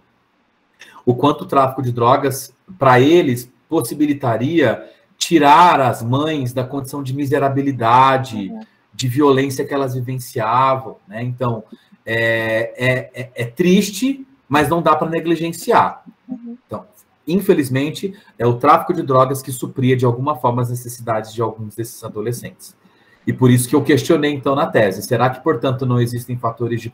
Na ausência de... Porque eu aprendi a falar sobre isso também, tá, gente? A gente sempre tem que falar que esses fatores de proteção não convencionais, eles são produzidos, eles são mantidos na ausência de mecanismos de proteção convencionais. Certo? Escola, família, esses que a gente está mais habituado a trabalhar, entender. Ana Luísa. Oi, gente. Primeiro eu queria agradecer, assim, eu tô aqui com a cabeça fervilhando, pensando um monte de coisa. Eu não ia falar sobre isso, mas eu fiquei pensando o quanto identificar esses fatores de proteção que aparecem na ausência dos convencionais mostram um pouco do que esses adolescentes precisam, né, de alguma forma. O que a gente pode... Como é que isso poderia ser substituído, então, né? Porque a gente pensa, às vezes, porque o adolescente quer comprar o tênis, mas, assim, a preocupação com a mãe, né, também, né? Não é o tênis só. Enfim, pensando em muitas coisas, assim, eu trabalho ainda, né, no contexto hospitalar, e uma coisa, assim, eu li os textos desde a residência, assim, porque o adoecimento é uma coisa que prejudica o desenvolvimento, enfim, né, não dessa forma, assim, mas no final das contas, né? Uma criança hospitalizada vai trazer repercussões, mas eu olhava as crianças que eu atendia e pensava, que bom que elas vieram parar aqui, porque elas têm alguma assistência, né, então isso virava um fator de proteção de alguma forma, né, porque a partir dali elas mudavam às vezes a trajetória, assim, né, o vínculo com a família, outras questões, enfim, eu sempre pensei muito nisso. E uma outra questão é que eu estou aqui o tempo todo pensando muito na questão da pandemia, né, para os adolescentes. Eu estou entrando na pesquisa, né, agora da adolescência e pandemia, e todas as pessoas com quem eu comentei que agora minha pesquisa ia ser sobre isso, falaram realmente é muito difícil para os adolescentes a pandemia, né. E a gente pode entender muitas dificuldades, mas eu acho que a gente abrir, eu fiquei pensando nisso, né, me abrir agora, né, nós, né, nos abrirmos para escutar desses adolescentes o que foi que realmente aconteceu, né. E não partir desse pressuposto que esses 2 anos foram uma tragédia absoluta, né? Até porque, quando a gente parte para esse contexto do que vai ser investigado, né, que são adolescentes em situação de vulnerabilidade, é diferente, né? É diferente da pandemia que eu conheço, é completamente diferente. Eu não sei que pandemia é essa, assim, né? Eu não sei, de fato, como é que foi para eles viver. Então, eu estou aqui, né, nesses pensamentos todos. Poxa. Boa, é você que tá vindo para a equipe, então? Prazer te conhecer, estávamos ansiosos com a tua chegada, viu? Que bom, seja bem-vinda. A Ana Luísa trouxe uma coisa muito importante na primeira parte da fala dela, gente. Nós já temos explicações sobre isso também. Vejam, se os fatores de proteção estão associados ao tráfico de drogas, gente, não adianta eu ficar falando para o adolescente o seguinte: o adolescente, o tráfico de drogas não é bom, não é legal, você corre risco de vida. Eles sabem disso. Mas o que a gente precisa é buscar modelos de intervenção que consigam, como a Ana Luísa usou exatamente a expressão que a gente fala, é substituir. Então, quais são os sentidos, os significados positivos atribuídos ao tráfico de drogas e como que a gente pode buscar estratégias e alternativas de engajamento desses adolescentes em outras atividades que não os coloquem em risco e que, de alguma forma, supram esses ganhos obtidos momentaneamente somente no tráfico de drogas. Faz sentido mostrar isso para vocês? Porque a gente fica fazendo intervenção dizendo assim para o adolescente, tráfico de drogas não é bom. Vamos pensar o que é o tráfico de drogas? Ele sabe muito melhor, a gente acaba aprendendo com ele sobre isso, né? E a gente precisa de modelos de intervenção que sejam realmente mais bem fundamentados, que estejam mais alinhados com as necessidades dos próprios adolescentes. Bom, eu acho que a Ana Luísa deu uma chave assim, de fechamento desse encontro de hoje, fervilhante e importantíssima, né? Justamente porque vem uma pergunta assim, que me veio assim, muito inquietante, que é o que é que a gente oferece? Aí a gente pode pensar enquanto projeto de sociedade, políticas públicas, mas também profissionais do cuidado. Estou oferecendo, a minha escuta é uma oferta de proteção, né? Ou seja, o meu olhar, a minha escuta para determinadas histórias que não são normativas, né? Ou seja, o meu olhar sobre os fenômenos sociais, sobre a própria miséria, a vulnerabilidade, a violência, oferta proteção quando eu escuto um adolescente que traz um relato, né, de experiência, né, permeado por fatores de risco. E aí eu fiquei pensando muito assim, acho que todo mundo acaba pensando no que está fazendo da vida nesse momento se trabalha com adolescentes. E aí eu fiquei pensando nisso, assim, as nossas ofertas de proteção, elas precisam, e aí a palavra não é sedutoras, elas precisam de fato disputar, né, esse cuidado que outros espaços não convencionais, que não é fácil, né? Muitas pessoas têm uma fala assim, que me incomoda muito, que quando diz assim, a vida no crime é fácil. Não é fácil. Talvez para o crime organizado, para quem é do colarinho branco, para quem é classe média, para quem é branco numa sociedade que vai se beneficiar de todas essas, digamos, coisas ilícitas, sistemas ilícitos, mas que não vão ser mortos, não vão ser assassinados brutalmente, inclusive. Então, assim, não é uma vida fácil, né? E aí é importante pensar aqui, pensando nesse fechamento, inclusive agradecendo a Alex por ter nos brindado, assim, professor, com tantas inquietações, né? Acho que os encontros do GAKE são para isso, assim, não são para criar respostas, mas talvez fazer a gente a pensar nas perguntas que a gente anda fazendo. Não é? Então, assim, uma inventividade aí pro lado da pergunta, porque as respostas certeiras, elas fecham sentido, né? A gente chegar aqui, discutir e no final sair com certezas ou com coisas muito ditas sobre o que é o que não é um problema. Então, para a gente aprender talvez a pensar nesse sentido, né? Das perguntas que a gente tem feito e que cuidados a gente tem ofertado, pensando a promoção de fatores de proteção para essas adolescências ou para todos os grupos que a gente atua, né? E aí isso envolve, claro, um projeto comunitário de cuidado, né? Políticas e participação social, mas sobretudo nas nossas práticas, né? Porque eu fico pensando, como você falou, né, Alex? É a madrinha, mas assim, às vezes é um encontro com um profissional do cuidado que faz um sujeito refletir, e ainda que ele entenda que aquilo ali, né, aquela atuação, aquela vivência ofereça proteção, é algo que não vem barato, é algo que não vem caro. E aí não é uma visão do profissional, digamos, eivada aí de preconceitos ou de, enfim, né, de imaginários sociais que vai fazer ele mudar de ideia, porque a condição de sobrevivência, às vezes, ou muitas vezes, é o que, né, coloca as pessoas nas condições, né, de produção de vida, sejam lícitas ou ilícitas, né? E aí não cabe a gente julgar. Então, agradecer a você e a todo mundo que ficou até aqui o final. Foi muito interessante, muito importante esse encontro. E é isso. Se você passa a palavra para você, Alex, ou para alguém que queira finalizar. Eu só quero agradecer, Lucas, Juliana, ao GAKE, pela participação de vocês, pela atenção, pelas perguntas inteligentes, inquietantes. Foi uma tarde para mim muito prazerosa, assim, eu me senti em casa. Fiquei feliz com o que o Lucas trouxe, de que eu trouxe mais questões, né, mais perguntas do que respostas. Eu acho que o movimento de ciência é isso mesmo. E eu espero que nós possamos estar juntos em outros momentos também, quem sabe muito em breve, pessoalmente, aí, presencialmente, na UFBA, que eu estou com saudade, faz tempo que eu não vou para essa universidade tão querida. Tá bom? Então, contem comigo, depois eu vou mandar a apresentação e meu e-mail também está lá, se vocês precisarem de alguma coisa, por favor, entre em contato. Tá bom, pessoal? Muito obrigado.